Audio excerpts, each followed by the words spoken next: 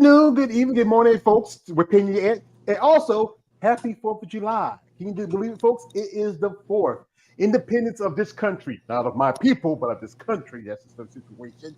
We most times celebrate Juneteenth, but whatever. But anyway, folks, hope you're enjoying this day, and spend it with people you know and love and, enjoying the fruits of your labor. So anyway, folks, this is going to be an interview with a special lady here. She is a NPC competitor, former nurse, also a personal trainer. She's a survivor both of a heart attack and also of cancer. She's been on did some interviews with my man David over the Female Body Forum. If you want to catch it, the most recent one with David's in the comment section of this live. So you want to kick over there. She's done quite a few. So we have here the lovely Mrs. Randy Dean. Randy. No, that's a nice name. So we'll welcome her and help have her explain her story and see what's going on with her for 2025. Can you believe 2025 is just about over, isn't it? No, I can't. It's crazy. Yeah, time flies. So, ma'am, this question I ask you, ladies: what got you started in this point? As I call it, muscle and masculinity. Please share. So years ago, I was a director of nursing and a very stressful job. Really wasn't taking care of myself at all, even prior to being in administration. Um, I never had the time. Was working 12-hour shifts, ate horrible, a lot of stress. And there was one day where I was working as a director of nursing and I didn't feel good.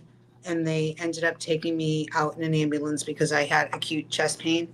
My dad died at 48 of coronary artery disease. So I definitely have like a family history.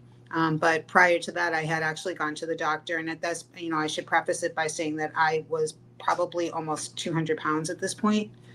My heaviest weight was 225 pounds. And I went to my doctor and he did my cholesterol panel and he said to me, look, Randy, like if you don't get a handle on this, you're just not going to be here anymore. Like you're just not going to be on this earth anymore. You got to take control of things. And he wanted me to put me on medication. And I said, absolutely not. I'm not taking medication. I'll deal with it in another way. And I didn't deal with it. I was also a smoker at the time. So that was kind of my stress relief. I was like, well, the cigarettes, will not make me hungry. And then, I rationalized all this stuff. Well, the day that they took me out in an ambulance, um, that was pretty scary. And I went to my doctor's the following week and we had a conversation. He's like, you need to do something about this. He said, because you just won't be here anymore. So I said, well, I'm not taking any medication, but I will agree to start to do something. So I started to do like just even walking, and I'd walk like 5 minutes and I'd be winded and out of breath and I'd cry and I'd be frustrated. But every day I just went out and did 2 more minutes and 3 more minutes and 4 more minutes to the point where I was doing like a 2 hour walk. I'd be gone and people would be calling me and going, where are you? And I just lose track of time because I was actually able to move. So I went from being 225 pounds, I dropped down to just about 200 pounds, a little bit under. And now I was ready to go into a gym and maybe work with a personal trainer. I had really never been, I guess I can say, I was a little bit athletic. I never played really any kind of sport. I swam.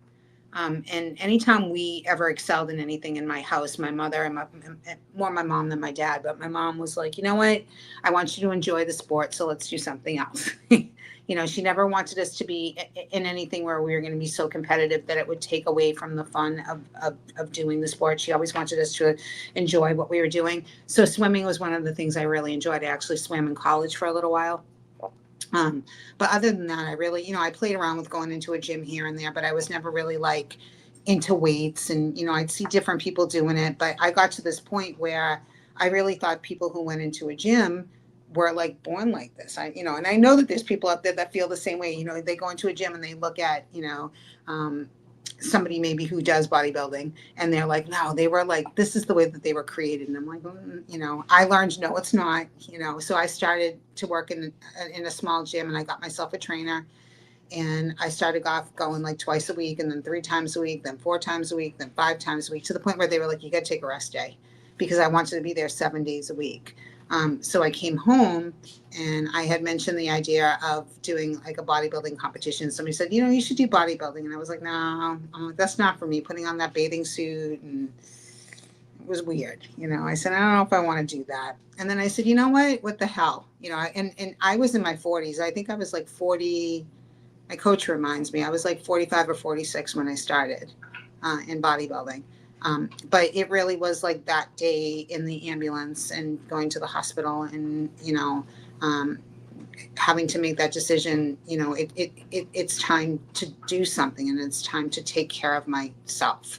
So that's when I started to embark on my fitness journey, and I worked out with a variety of trainers. I did it for about almost a year, and I went from 225 pounds to 132 pounds. Not exactly the best way, because my nutrition, what I know now, and shame on me for being a nurse because I know all this stuff. But when it's yourself, you don't, it like you don't conceptualize that. You're like, I'm not the nurse, and I should have done it smarter. And I basically ate salads for a year and drank water. I mean, that wasn't the healthiest way to do it. But I thought I looked terrific at 132 pounds. And when I decided to do bodybuilding, the coach at the time that I hired, she said to me, girl, we're going to have to put some weight on you. And I said, well, what do you mean? I said, I look terrific. She said, you look awful. She said, I commend you on losing the weight, but we got to rebuild you. She said, we got to get you fed. We got to get you to understand that it's okay for you to eat, and that it's okay for you to do this if you want to build muscle. And I started to, go on her plan and increase my protein intake. And I started to feel better. And I started to look a whole lot better than I did. I put maybe like another 8 or 10 pounds on, but it was 8 or 10 pounds of good stuff, not eating candy bars and not doing whatever. And I was so obsessed about doing, like, I do 3 hours of cardio prior to like even starting training with her. You know what I mean? And she was like, you got to stop doing that. She's like, and she really taught me a lot in the beginning. And I was able to kind of carry through with that. But, in the beginning, you don't know. But I really thought, I mean, I look at pictures now, I have them, I will not post them. They look awful. I was 132 pounds, and I thought I was like the cat's meow. And I looked terrible at 100. Now I look a hell of a lot better. So. Yeah. Well, that's the thing is, it's a lot when you are someone in the profession you were, and to any person who has been a nurse, I would say thank you for your service because you provide a service, especially dealing with family members that deal with it. Myself, I can tell you, I can understand you when you have a job. Like I used to hold down two jobs at the same time, eating late at night sometimes, and then you're not taking care of yourself, and 'cause especially in my family we have issues. My mother was diabetic. My father, he died from heart issues. He was like in his 70s when he died. My brother, he had issues also. And I was athletic myself. I played football, lifted weights. I mean, it's tough to try to figure out that how you need to take care of yourself, especially when you're Right. taking care of others. Right. Right, Mhm. exactly. And I just didn't see it that way. My whole thing was like, I have to take care of other people and I have to do this. And I would make excuses for everything. And then, the weight started to come off and I started to feel better about myself. I started to feel really good. The fact that I could go for walks and that I wasn't short of breath anymore. I mean, mind you, at the time I was still smoking. I did not quit smoking until the day of my heart attack. But, I started to feel better about myself, and the confidence started to come back a little bit more. And when I started to put weight on, that was tough for me because here I lost all this weight and I went, now you want me to eat stuff and put the weight back on again. I just didn't kind of like understand it. And once I kind of saw the results, I was like, wow, what a difference like this makes. And I actually like feel better about things. So my mindset changed, and then I learned a lot of things. But that was an incredible journey. I remember they took a picture of me and I had like three trainers or something. I was laying sideways and they were holding me sideways with me flexing my muscles, and it was so cool. And they posted it, and they had my before picture and my after picture, and it was really really neat, to be able to see that now in retrospect. If that the old me would have done things a little bit differently, I think I would have my nutrition would have been different. My training maybe would have been a little bit different, but live and learn. But that was what got me into it, and that's what got me going. And I didn't know how I would feel about competing and doing anything the first time. And, my family and people who supported me were like, yeah, do it, do it, do it. And they thought, you know what, Randy, you're going to do it once and you're not going to want to do it again. Well, I proved them wrong. Well, that's the thing about competing when I talk to the ladies. It can be addictive, especially that first time. Because one thing I think most people have the ideal of what it is, to be outside, out front of people, pretty much, I would say, nearly butt ass naked, and have to present your body and the work you put into your body. You're proud of it. It's tough. I wouldn't recommend this for anybody who doesn't understand the aspects of it. Especially dieting is very important to your process as a bodybuilder. You must eat regularly, like constantly. You have to, like, I think the average is like maybe 5 or 6 meals in a day, Right. depending on what division you're doing. If you're doing the bigger guys, they have to eat more because guys need more. They have to build more muscle. And then I think women, even the figure competitors and wellness and bikini competitors, they have to eat, a certain amount because they have to have a certain look. One division I'm not a big fan of, and excuse me if I say fit model. I'm not a fan of it. I just not a fan. But I had interviewed a young lady who competed in that division. She's competing this weekend. She actually competed today and get a pro card. But it's a process that once you understand it, then you can trust it. Right. Hmm. Right. Right. Yeah. I'm not. I support all women in the industry and in the sport. Obviously, women's physique is where I'm at. I did tell you, like, I will tell you, I did my first show as a figure competitor, and no, those the shoes didn't work for me at all. And my coach would tell me, "All right, take off your shoes," and I would like nail the poses, and then I put the shoes back on, and I like wouldn't be able to do it. And she got me to do like things like I had hair extensions that like I looked like what was her name from the Beverly Hillbillies, Ellie Mae. That's who I look like. Those pictures are like they're not. I would never. You Nobody should. will ever see those You pictures. should. Don't be afraid. That's like I said. That's the thing about that. Don't be afraid of who you were before to who you are Right. now. That's the thing about that. You need to, like, don't be afraid of what happened, what you did in the past. That's the thing that makes you evolve to the next person. I Right. mean, I understand that some people have their precautions about it. They want, I got image protect, but the thing is, people want to see the progression of any athlete, how they start. Like you get figure. I've talked to ladies who started out in figure, and they some still like it. I know ladies where she still likes to wear her high heels. She even walks Yep. on a treadmill in high heels. Um, Wow. but I know they told me that the last thing they wanted to do, they was happy to get those high heels off because it was a pain. I know men, we don't need them, but I know it's from conversations they tell me that sometimes it's just too much. Yeah. I, It's I yeah. I think it's just something that you have to feel comfortable with, and I just never did. It was funny when we first started this whole thing. I had no idea about like the different categories. I didn't know. I thought women's bodybuilding was just women's bodybuilding. I didn't know that there were 20 different categories. And at this point, there wasn't wellness when I started. There wasn't fit model, And I'm not knocking these women. I do call it the like you can get there in 2 days category. I get it, but I don't see the difference between that and a bikini competitor. Well, if you look at the Here, bikini I don't girls, know. I if you don't look at know. the, I from what I've seen, but I don't if follow that division. if you look at the bikini girls now, they look like some of them. Pretty much, I think quite many of them look like how women's bodybuilding first started. Yes. They Yeah. even look bigger Yes. than those women. Yeah. The Uh, pros, I would definitely have to say the pro women look more like what figure was at one point. There's definitely some muscularity. I mean, those women. Well, Ashley. I can never pronounce her name. Calls Walter, the one that just retired. that's the Ashley. one they best the idea of fit model on. Yes. Ashley she's incredible. Jennifer Dory is incredible. I mean, there's some really great IFBB pros at that level that are just spectacular. And you look at them and you go, wow. And these women work their ass off. I just think on an amateur level, I just don't see the difference between the bikini and the fit model. I haven't done a show where they've had the fit model category yet. I don't know. I think it was just another way to just bring in more money for the NPC. I think that they definitely could have just put some more novice categories into bikini.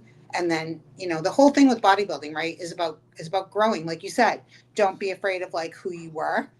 It's funny, like I look at those Ellie Mae pictures. I mean, we laugh about it all the time, and people are like, "What the hell were you thinking?" And I was like, "I don't know, man. I thought I looked really good. I look like crap."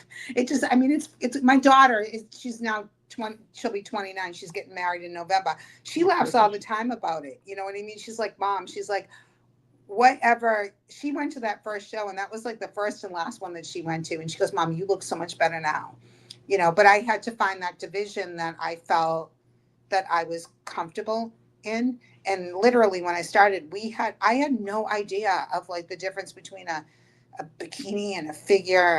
I mean, like I said, there was no wellness, there was no fit model. There was just the bikini, the figure, physique, and then women's bodybuilding. And we tried me in the bikini for like 2 seconds.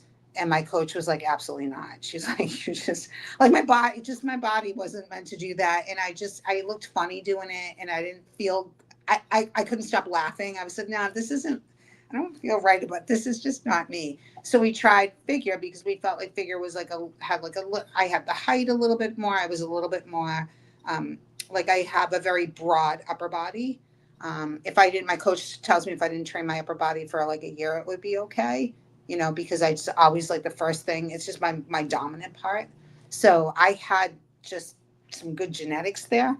Um, but I just, we did figure. And then after I competed, we did one show. And that's when my coach said to me, I really think you would be better suited in women's physique. And I said, yeah. I said, I want to take my shoes off, man, and I want to like feel the ground, and I want to do this. So she ended up hooking me up with my coach, who was her coach, and him and I have been together for almost 8 years. But um, like it's just the whole beginning and figuring things out. I mean, it was, but like you, to your point, about like that feeling and that addiction. I had coaches, this particular coach in the past, she was wonderful, but her big thing was like, we should do 20 shows.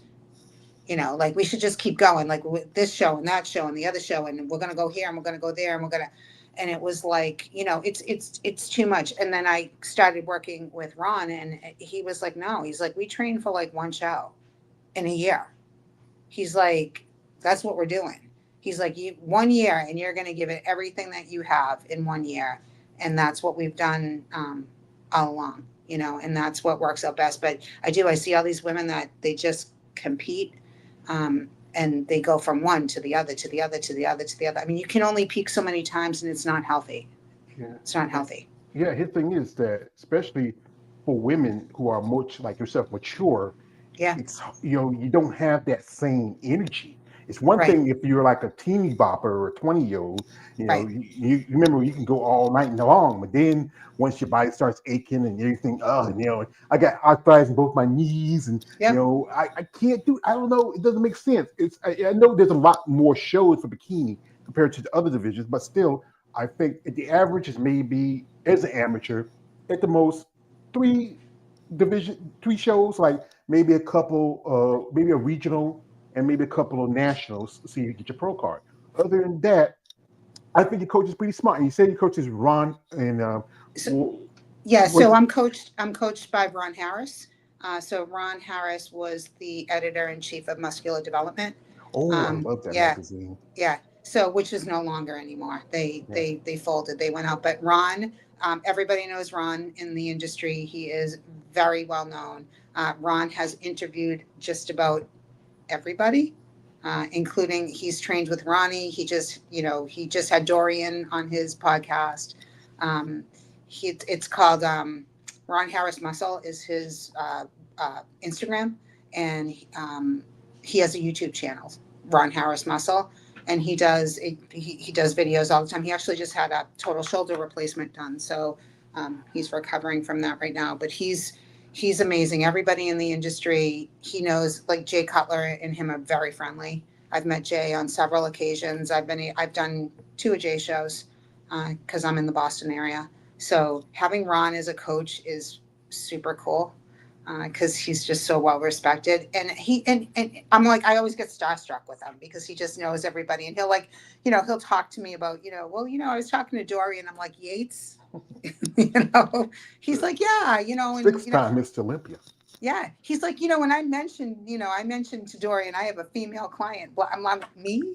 But like, he's so well versed and he's amazing. He's just him and I for a little bit I kind of took a hiatus from him and I working together because he got very involved with the magazine. And just I had gone to a national level 2 years ago. I did Masters National and he wasn't. We felt like at this point maybe I needed to have a little bit more. I was coached for a little while by Jose Raymond, who's also one of the best in the industry. Jose won the 212 Arnold, and he was in the Olympia. He was a 212 guy. Jose is crazy. And I still message him and stuff like that and ask him for advice. And I love Jose. He's a great guy.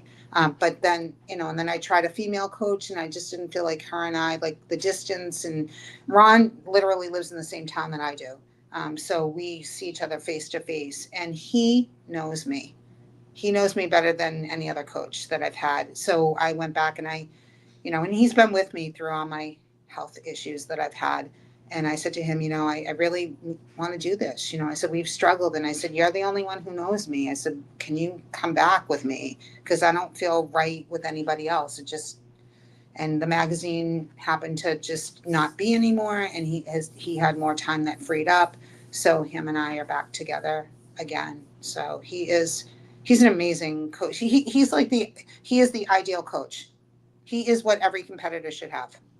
Sound like y'all, almost like y'all in a relationship. Y'all married, I,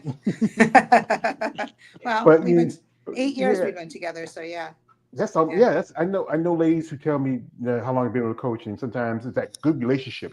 It's finding that right person that's compatible with you mentally and physically that understands the aspects, especially for a woman. As often Yep. report ourselves, some coaches will give a same cookie cutter plan to the competitors. The same thing they have to do for a man, they do for a woman. But as this, men and women are biologically different. Right. We're the same race, but we're different. I'm not gonna say sex, but I'll say species in a way, and so it kind of fits. Right. But I think it's a good that you have this relationship and what he's doing. And as you mentioned, he works for muscle development. I have something I want to show you, and this is what I have a saying from my other guy. He says, "If you give it something, never do it for free." And a while back, a friend of mine, her name is Eunice, and I always shout out Eunice. Eunice is an IFB pro. She's competing in a month at Tampa Bay. Shout out to Eunice, and she was at the 23 Olympia, and she got me this issue of muscular development. And guess who's on the cover? That's my girl. That's her. On she's I love her. She's my girlfriend. I just can't help it. I just think she's so beautiful. I don't yeah, she's just so beautiful. She is one badass. She is and, just and one thing she did, which really makes me feel like, you know what, sometimes when I feel like, am I doing anything? Is it worth doing this shit about y'all ladies? Y'all don't appreciate it. Y'all know y'all. But when someone like Andrea, who is the current 5-time Miss Olympia champ, 4-time world women's bodybuilding champion, took a time out and autographed this for me oh, and tells me she loves my support.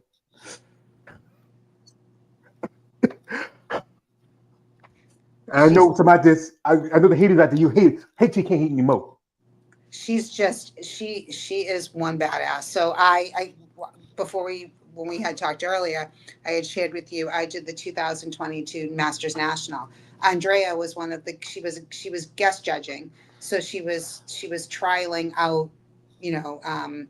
She eventually wants to do that. She wants to go in and she wants to judge on a panel. So what they do is they asked her to come in. Her vote did not count, um, but but it was like practice judging. So she actually judged me, and her and I got a chance to chat for like 45 minutes, in between the day show, the morning show, and then the evening show, and we just talked about like diet and things. And I said, you know, it was funny because I went to Masters National and my birthday is July 22nd and I competed on my birthday. And I said, you know, would be a cool birthday present to get an IFBB pro card. And she goes, that's really funny because I got mine on my birthday, you know, and her and I just started talking and I was like, man, I'm like, I just love you. And I said, I love you because you're just, you're real. Like you're just the real, you're raw, you're the real deal, you know? And we talked about diet, we talked about different things. And then the night show came, and after the night show she was there and she's like, hey, and she gave me a big hug and I've got a ton of pictures with her. And she's like, let me break, she's like, this is what you need to work on, this is what you need to do. She's like, you'll get a pro card. She's like, for sure. She's like, do not walk out of here, because I placed third and fourth in my divisions. And she said, you better walk out of here with your head high. She said, you kicked ass on that stage. She said, you were amazing. But how cool was that, that I got to like hang out with her and be with her. And I find I've met, you know, a few pros. Teresa, I can never pronounce her last name.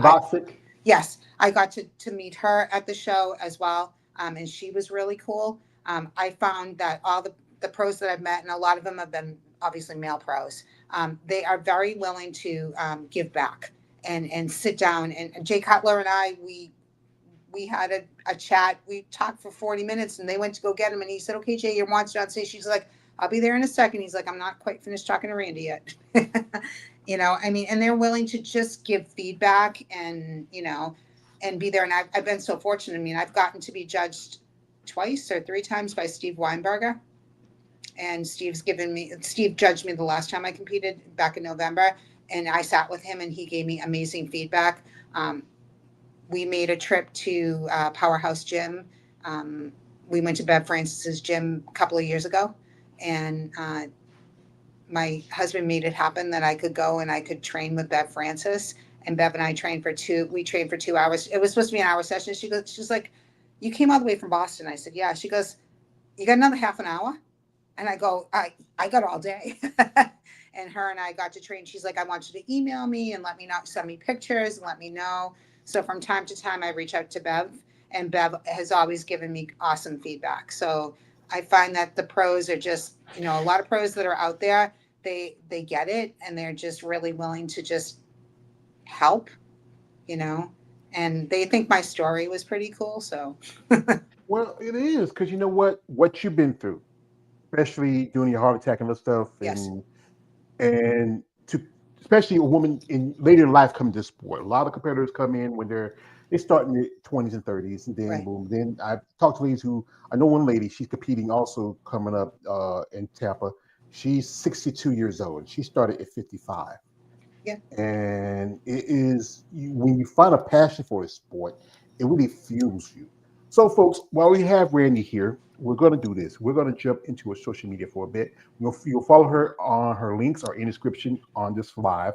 You follow her IG. Also, folks, if you're interested, you know, the thing about being a bodybuilder, there's a lot of expense. So if you're interested in donating, this is her GoFundMe link. You Yay. can go to the link into the live stream. It's in the link in the description box. You know, hey, it doesn't hurt. If you can send $5 or $20, that's all. You know, it takes enough people to make you know, you start off like a little pebble, and then boom, boom, boom, it's a snowball.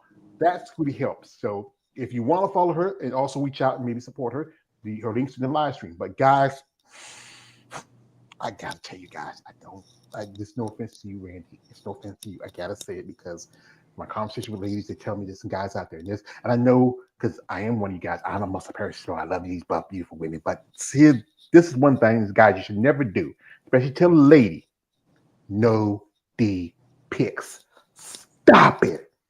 Get some help. What's wrong with you? Oh my God. You're gooning out there, fellas. You're gooning. That's what the kids say now these days, gooning. So, folks, give us a second if you're going to get us there. We're going to jump into her IG here. You want to follow her links in the description. Also, you want to donate, you can donate to her GoFundMe. It helps out. Every little bit helps out. So here she is. And this is also a little advertising stuff. NBC Masters USA, November 21st to 25th, 2025, Las Vegas, Nevada.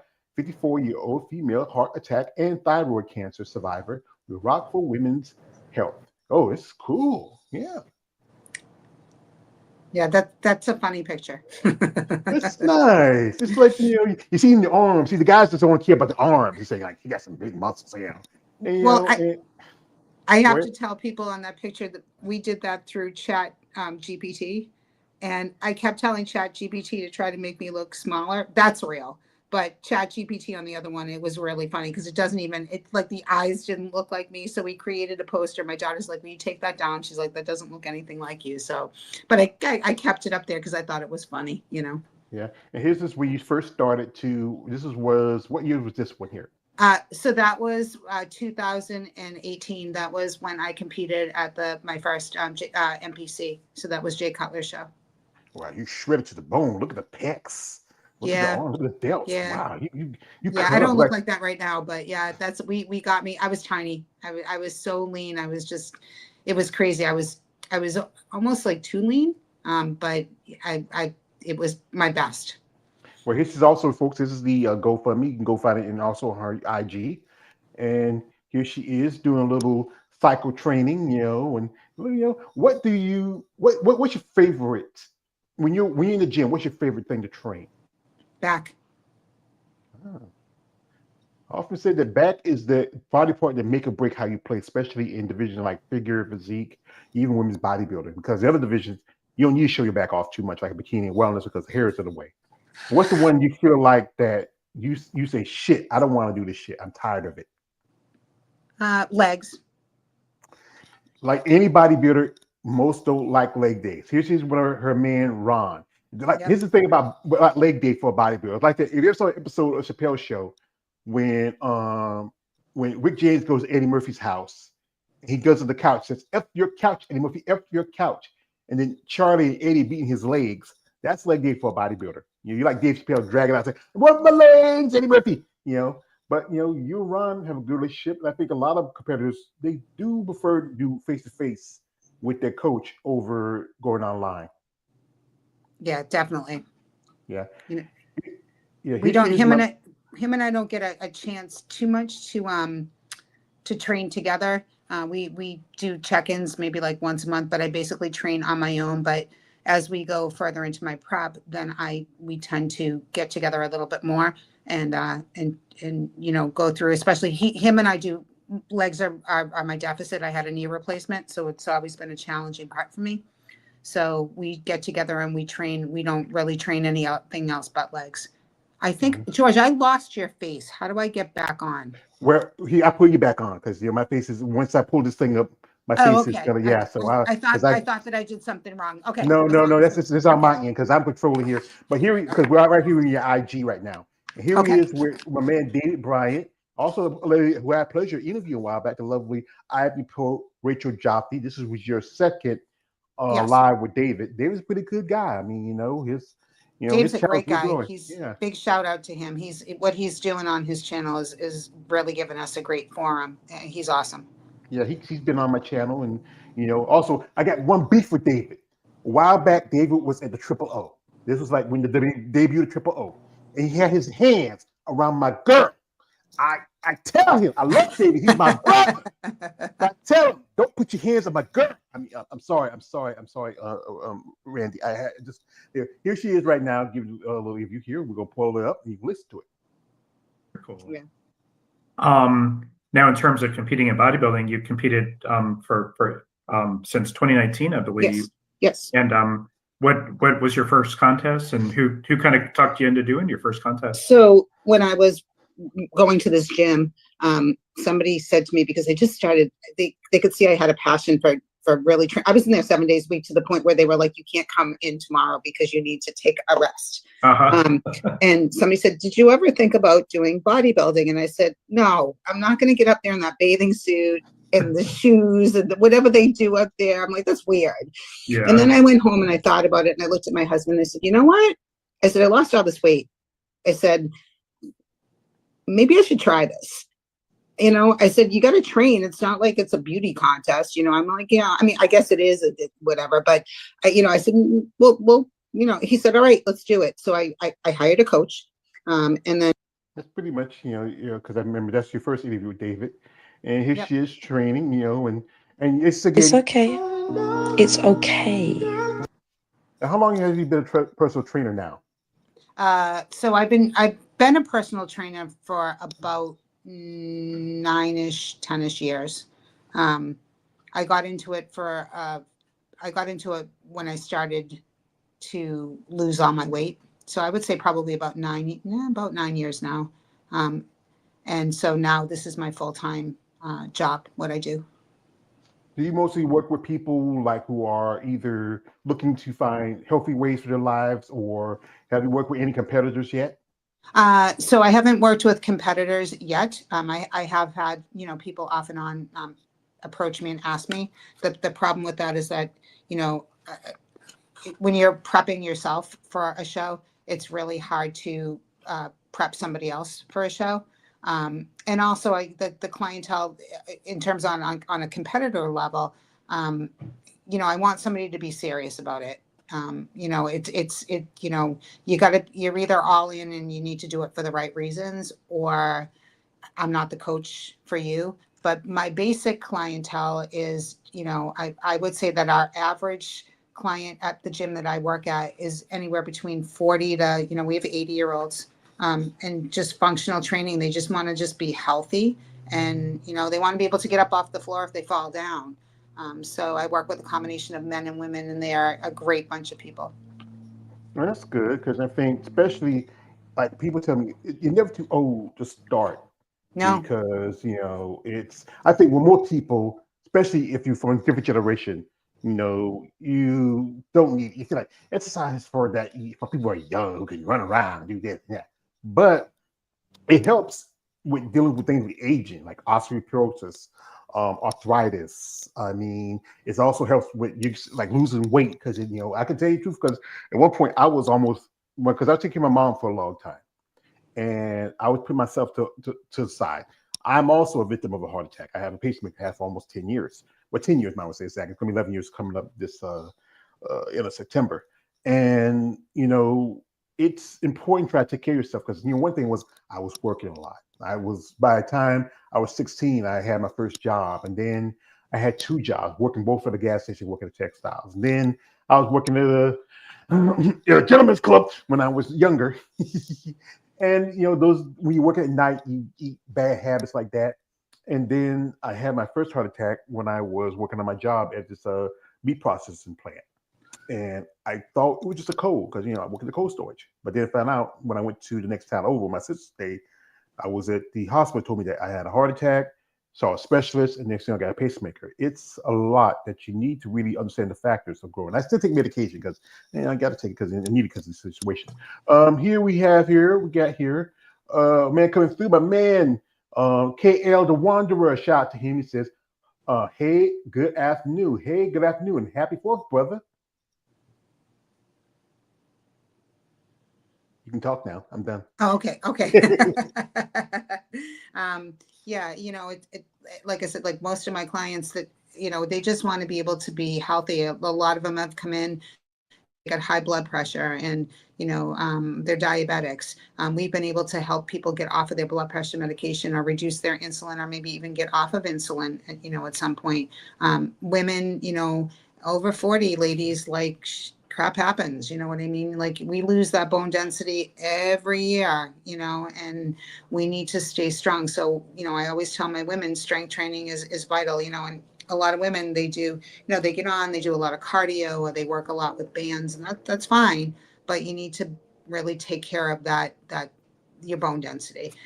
So we do our female clients. I have 80-year-olds who come in and they lift, they get on a Smith machine and they lift weight with me, and they're pretty amazing. And my boss has done an amazing job with his business. Some of his clients have been with him for 15, 16 years now. And it's because of just that type of the environment that we have there, which is very much like a family. So like when you walk through the door, all the trainers and, you're not assigned one trainer, you're assigned a team of trainers.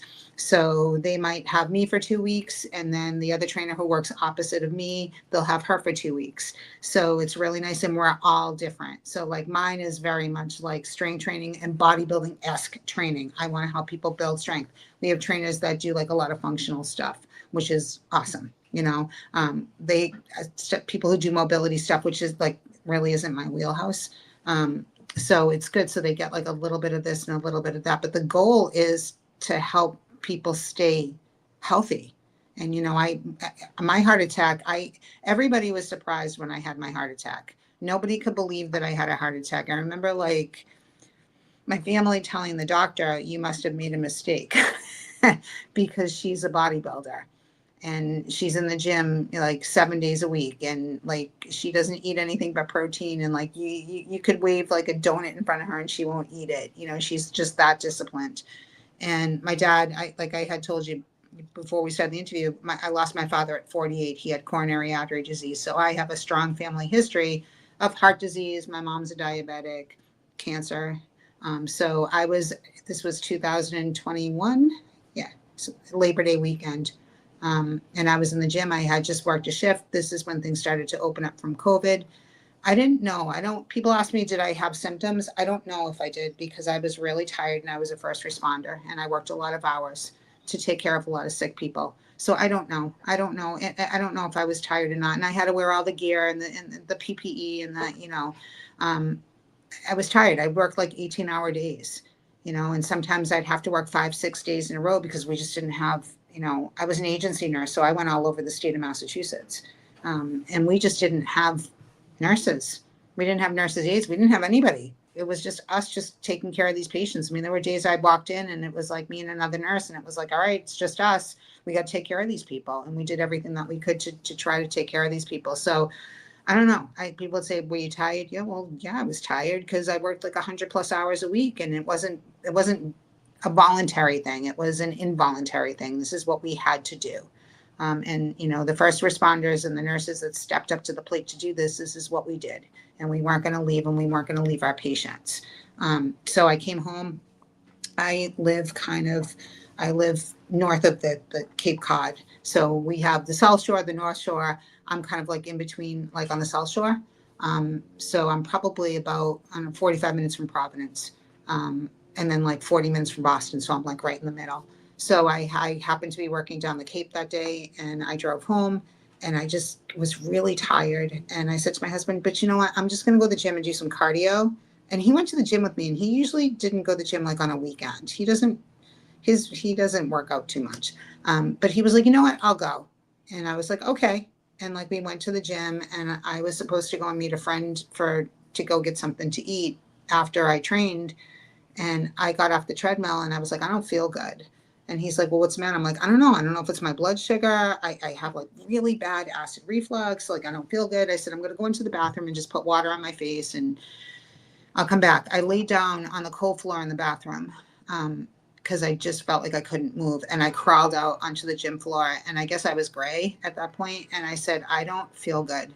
And he said, you don't look good. And they called 911. And he said to one of the kids that was working in the gym, he said, I guess he mouthed to him because he didn't want me to panic, go get the defibrillator because I looked really bad. And they came in and they said, we got to get her out of here now. She is having a heart attack. And I was a cardiac nurse for years. And I said to them, I'm like, all right, this isn't funny. And they're like, we're not being funny. That they're like, you're having a widowmaker. And I went, shit. And I actually saw the rhythm, which like when a widowmaker, it actually looks like you tombstones on your EKG, which means that I was in complete heart failure on my right side.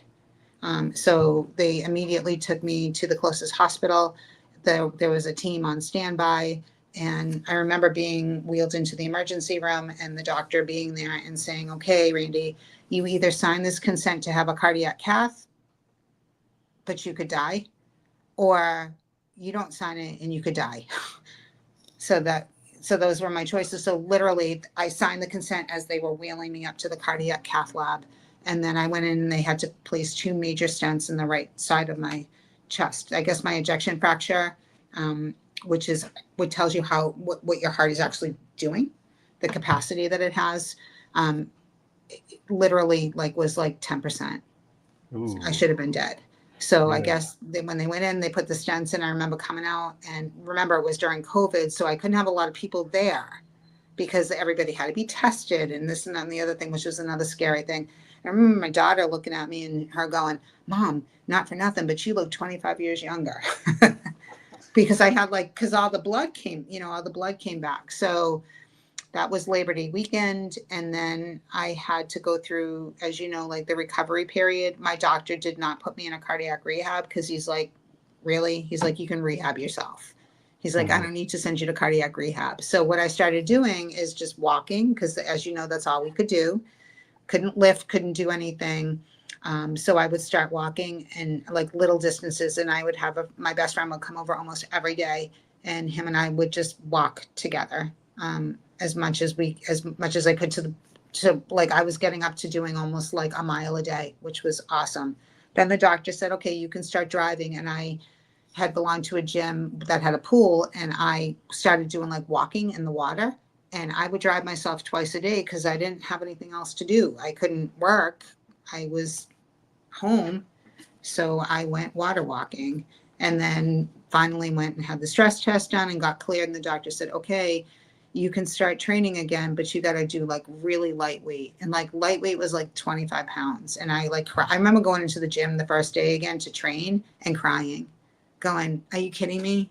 Like I used to be able to bench press 190 pounds, and now I'm doing 25 pounds, and I had a really good friend who used to train with me, who still does. And he said to me, he's like, you need to stop this. He's like, we start here and he's like, cut the crap. He's like, we got a show to do. And I started getting stronger and then better and stronger and better. And I made a promise to my cardiologist, which we still keep to this day, that if I can't move the weight, then I won't lift the weight. That's just the way that it goes.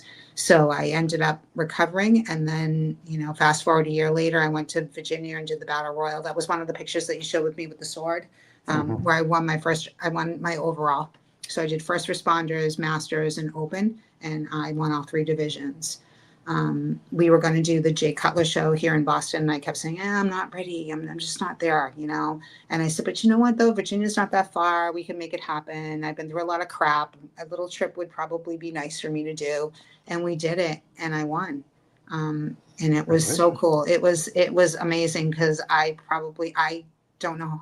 I survived going through all that stuff and then being able to come out on the other end. And at this time, I was I was 50 years old, because I remember my birthday is this month in July, and I had turned 50 the year that I had my heart attack. So I was like 51, 52 when I went to Virginia, and it was really cool. And I won the overall. So then we started to get ready. We trained for a national show. I went to Masters National.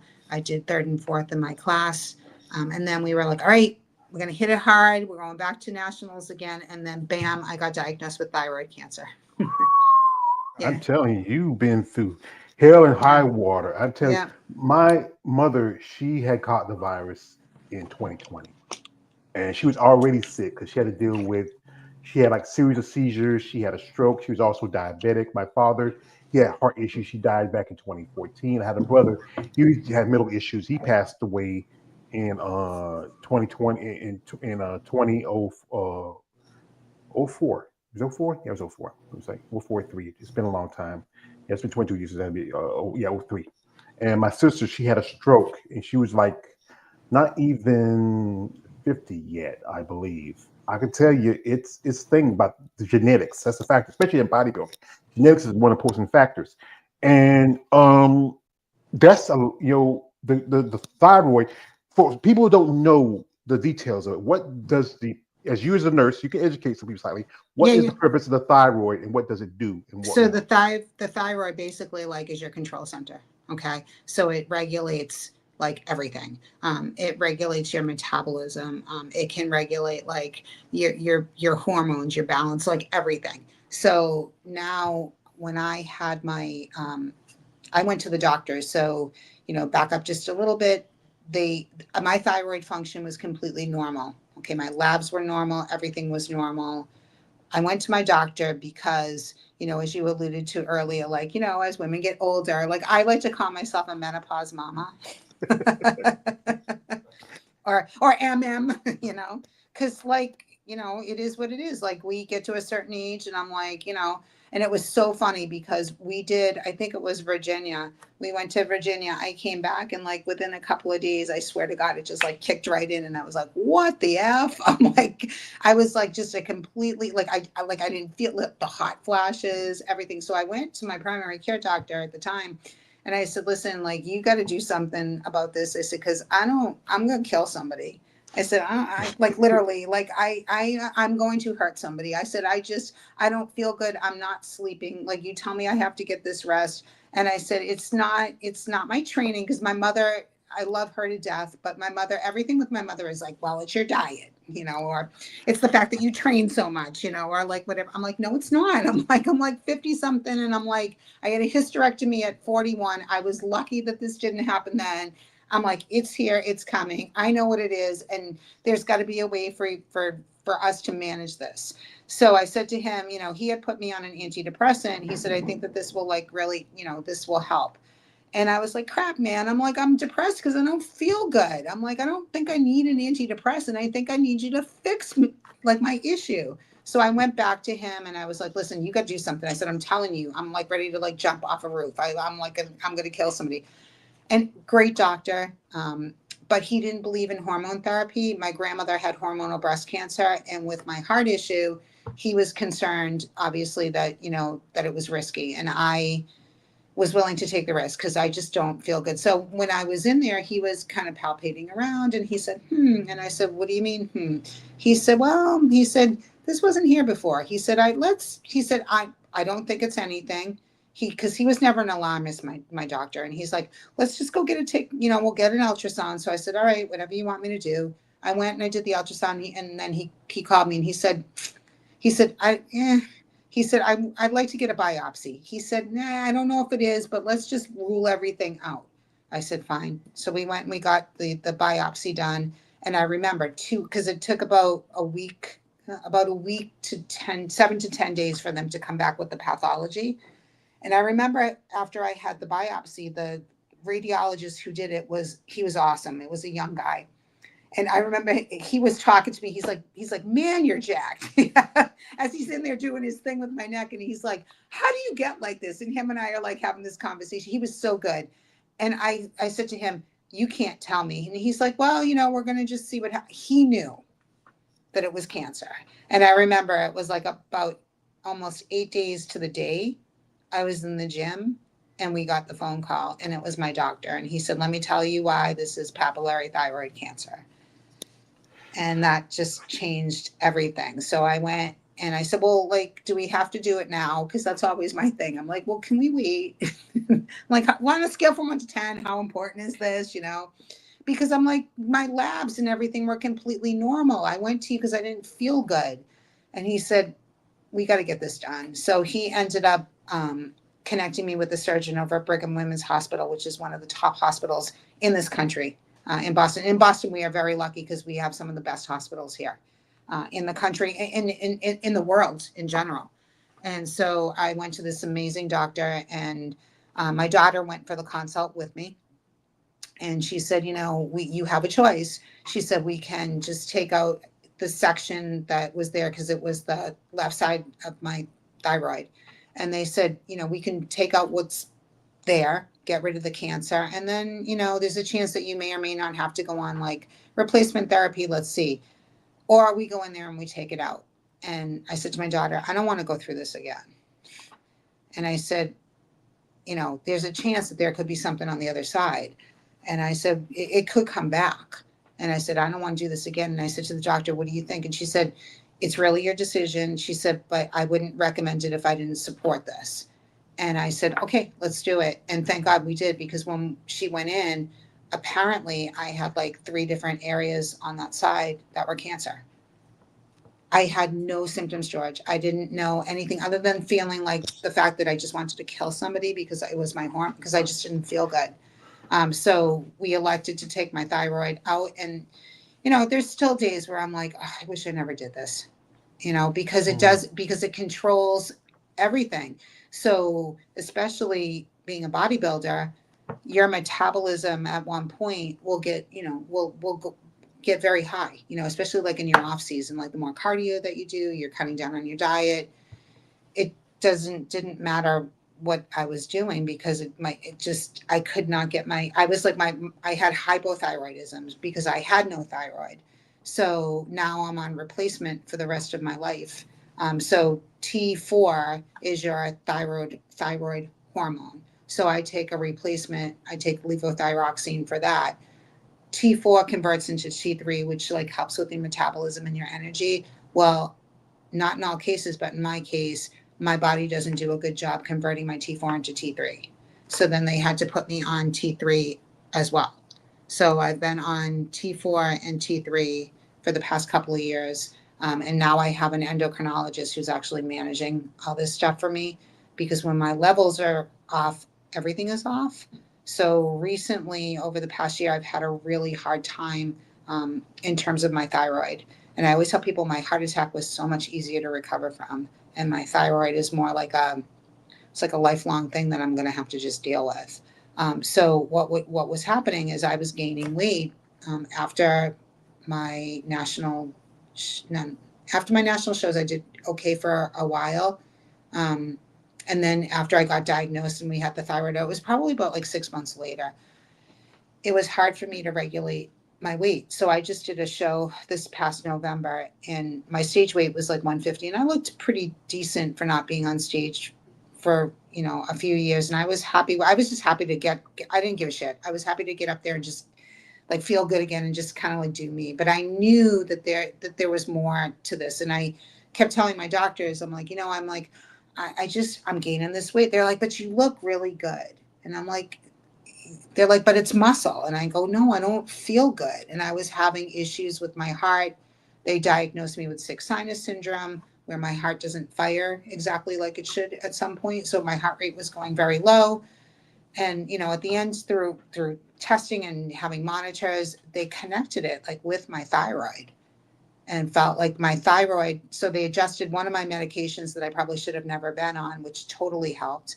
But we still were trying to figure out, why am I gaining this weight? Because I'm not eating cheeseburgers and pizza. Like, I'm not eating crap. And I'm going to the gym 6 days a week and I'm doing cardio in my off season at least 40 minutes a day. Well, you got to remember, the human body does this when it's in survival mode. Right. It kicks. Especially for women, y'all carry more body fat than men, Right. especially in your hips and everything, because you have children. You birth out children. And Right. I think that's what was your body was going through, because it felt like it was going through starvation. So it probably kicked out that extra weight you had stored so it could be able to help you. And that can hurt you more. Wait a minute, we have your comments, my man, Russ G Photography. Shout out to Russ G.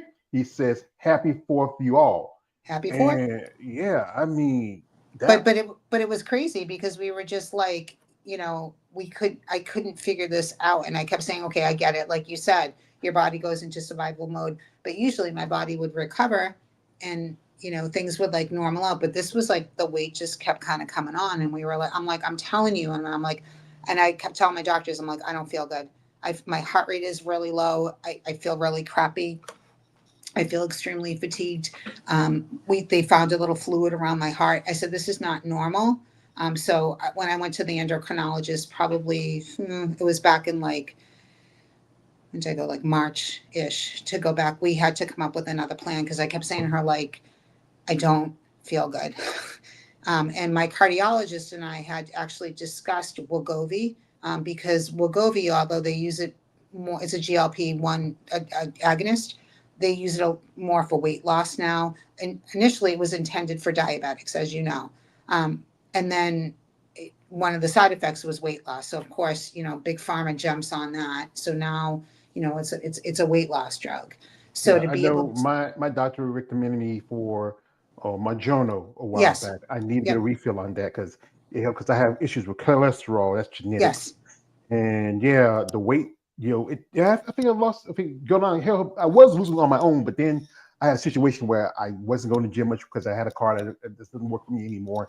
It's hard to go back and forth to the gym, try to do stuff like I don't do too much walking around, especially around here because you know it's not the best year to be walking outside. But yeah, but it was crazy. So like my cardiologist and I had a discussion, and I said, hey, listen, like I've been doing some research, and I'm hearing that like Wegovy has some really good potential stuff for people who have cardiac conditions, and like in terms of like lowering cholesterol, because after you have a heart attack, for a lot of people, your body continues to produce cholesterol. So my increased cholesterol had nothing to do with my diet. My body makes it. So my problem is I can't take statins because I had a horrific reaction to them. I actually have to take a non-statin, which I've been on for 2 years, which now the insurance company's like, you know what? We're not going to cover that anymore.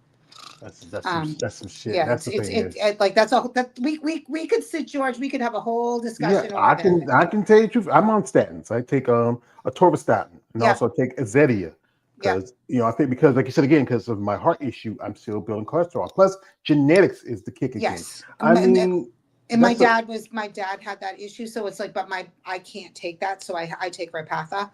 So we were chatting about this, and I said, I said, this isn't just about weight loss, although if I can get some of this weight off, and I said, and I was very clear with my doctors, this is not about bodybuilding. This is not trying about making me look good. Like I need to feel good. I said, because in my head right now, I'm not feeling good. I'm depressed all the time. And I said, I don't want to take antidepressants anymore.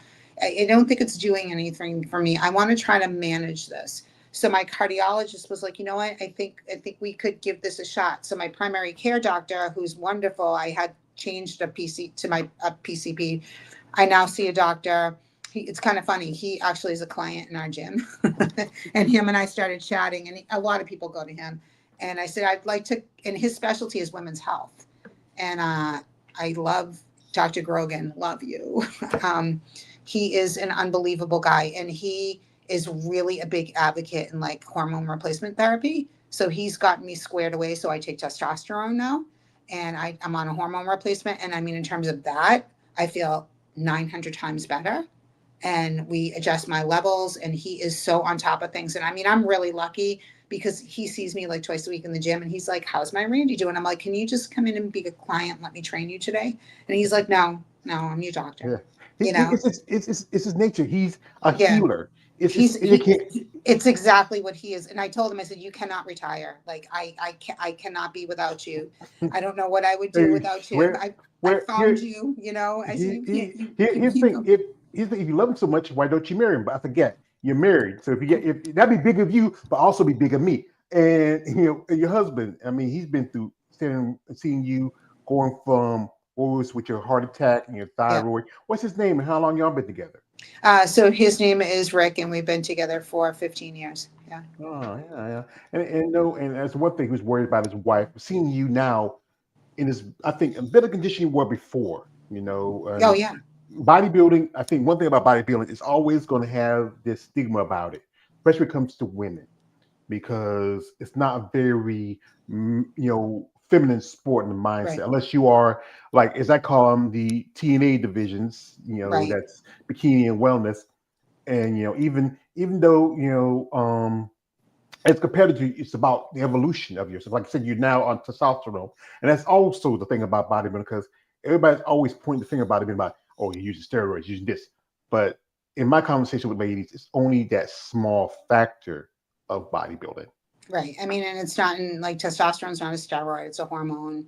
And mine is prescribed by my doctor, and he tests my levels, and he got that. We've straightened out so much of that. And like when I don't feel good, he does my blood work. So I have my blood work done like quite a bit, and he's always on top of that.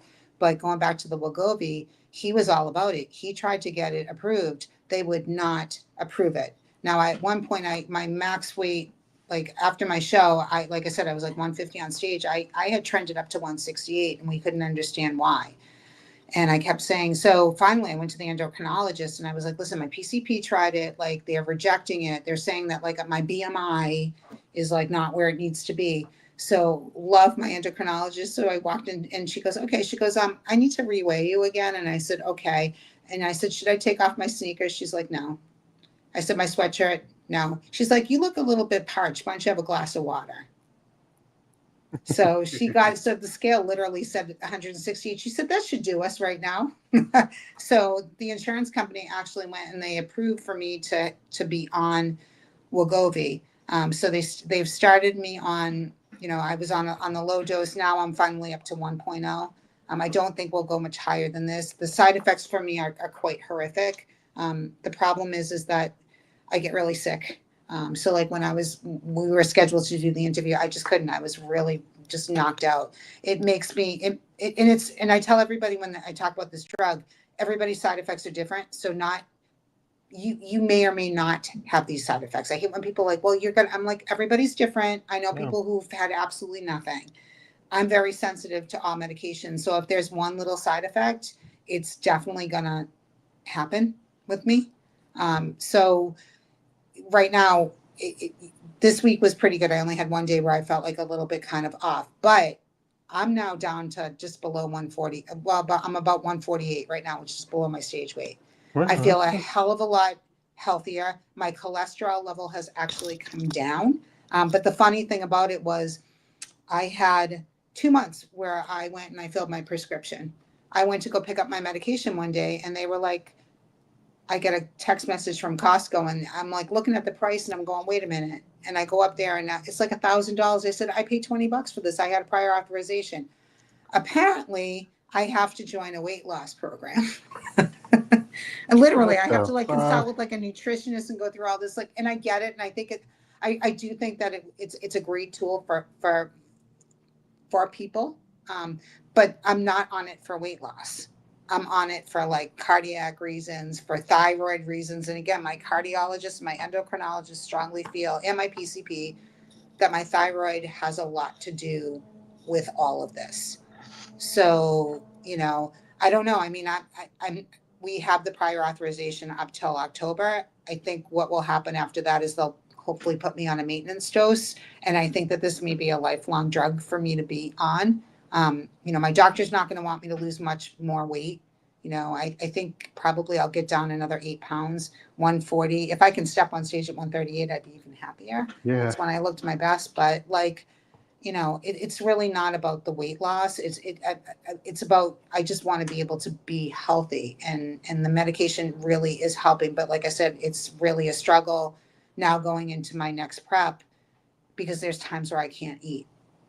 And I struggle. So it's funny. I just keep going back to the fact that like me and my heart attack was so much easier to recover. I don't recommend having a heart attack, but no, I don't recommend it either. Yeah, I can tell you. But it was like apples to like oranges. It's just, and then throw in menopause on top of everything else. You know what I mean? So, but I'm very, very lucky now in terms of like my providers. I have an amazing primary, an amazing cardiologist, and an amazing endocrinologist. And I tell, ladies and men, anybody who's listening, like, you need to find a provider that you will connect with and one that listens to you. Yeah, and it's important. This thing is important. I know there's a lady out there, somebody talk about, she's like 73 years old. She says she don't have a regular doctor. She needs to her. But here's the thing is, there's things that happen to your body that you don't see. And it's good to have, regular doctors and check on, just make sure, like I said, again, with me, I'm a big dude. And I go to my doctor every 3 months out of the year. I also have a cardiologist I see. I see him because I have a pacemaker. I got tested. Right. I got tested like last month. And I got 2 more years left for my battery, 2.5 years left for my battery.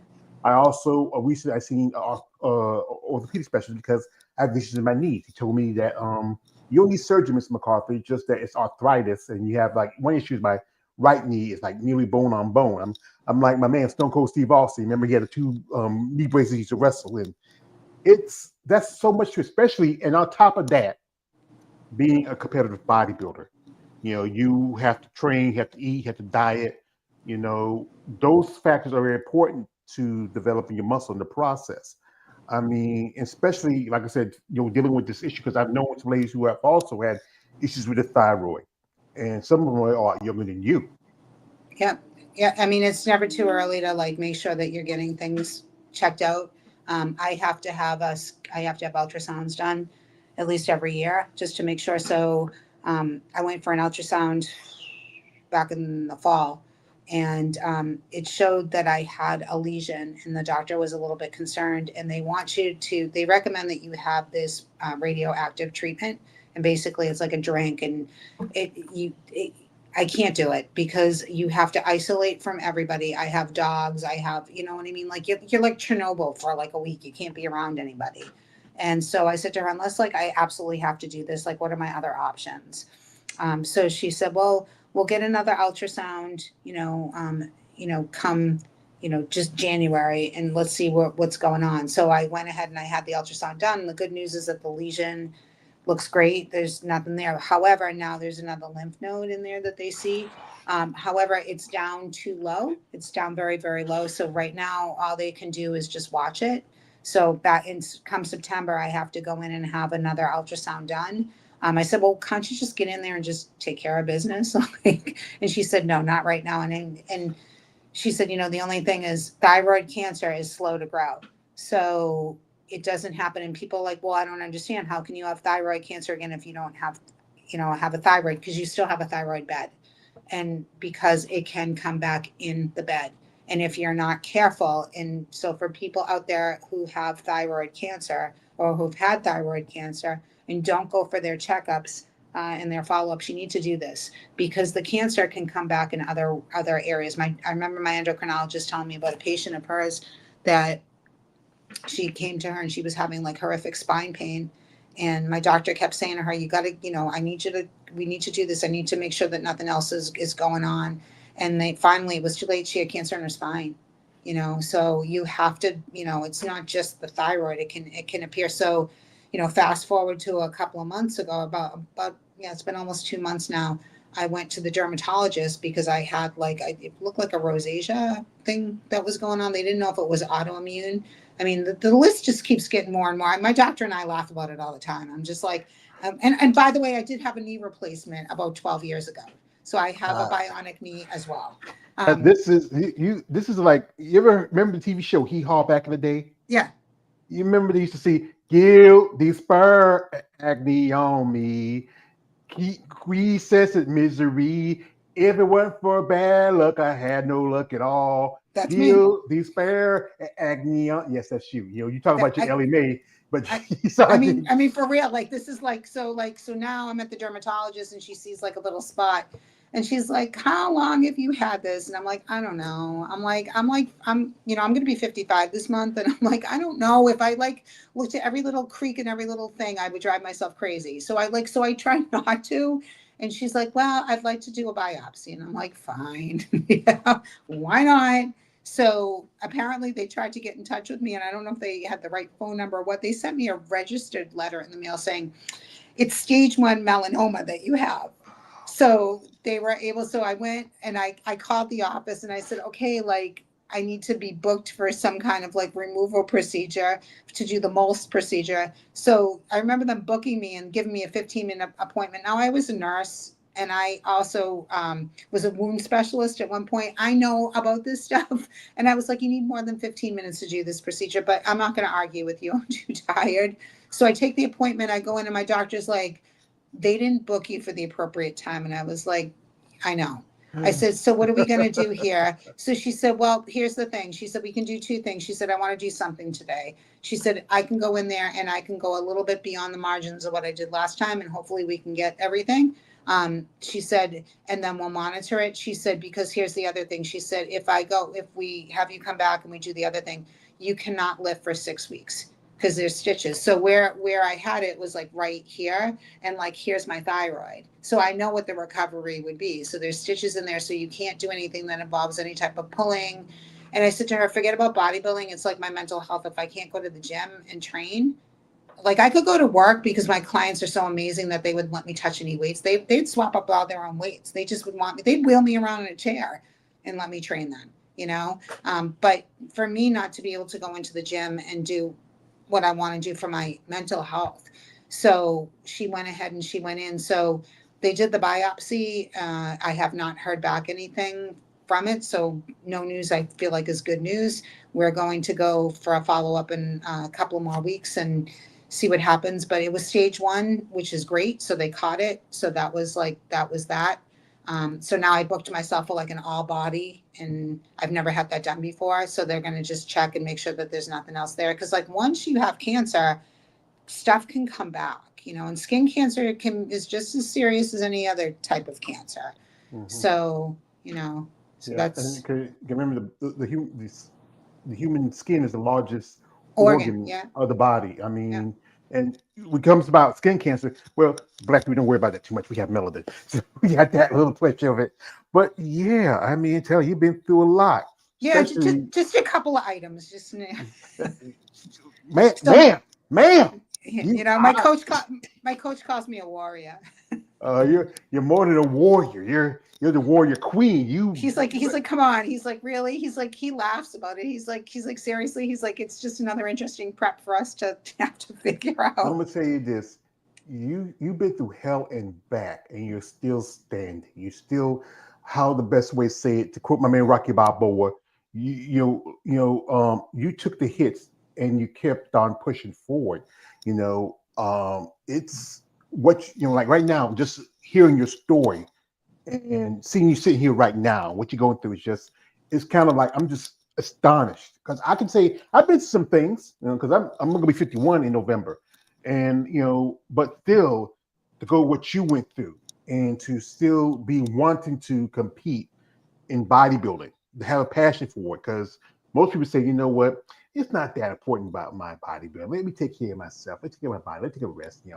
But you still want to come back. Like, what was your last show, and what was the feedback from the judges?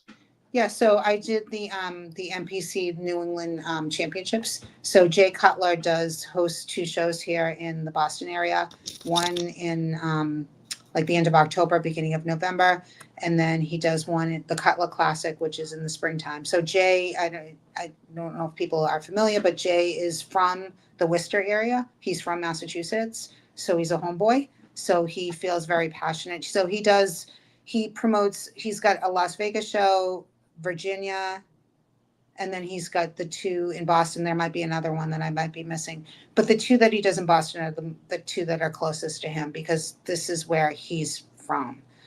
So I did that was my first NPC show that I did, and then I just did the November, the New England's this past November.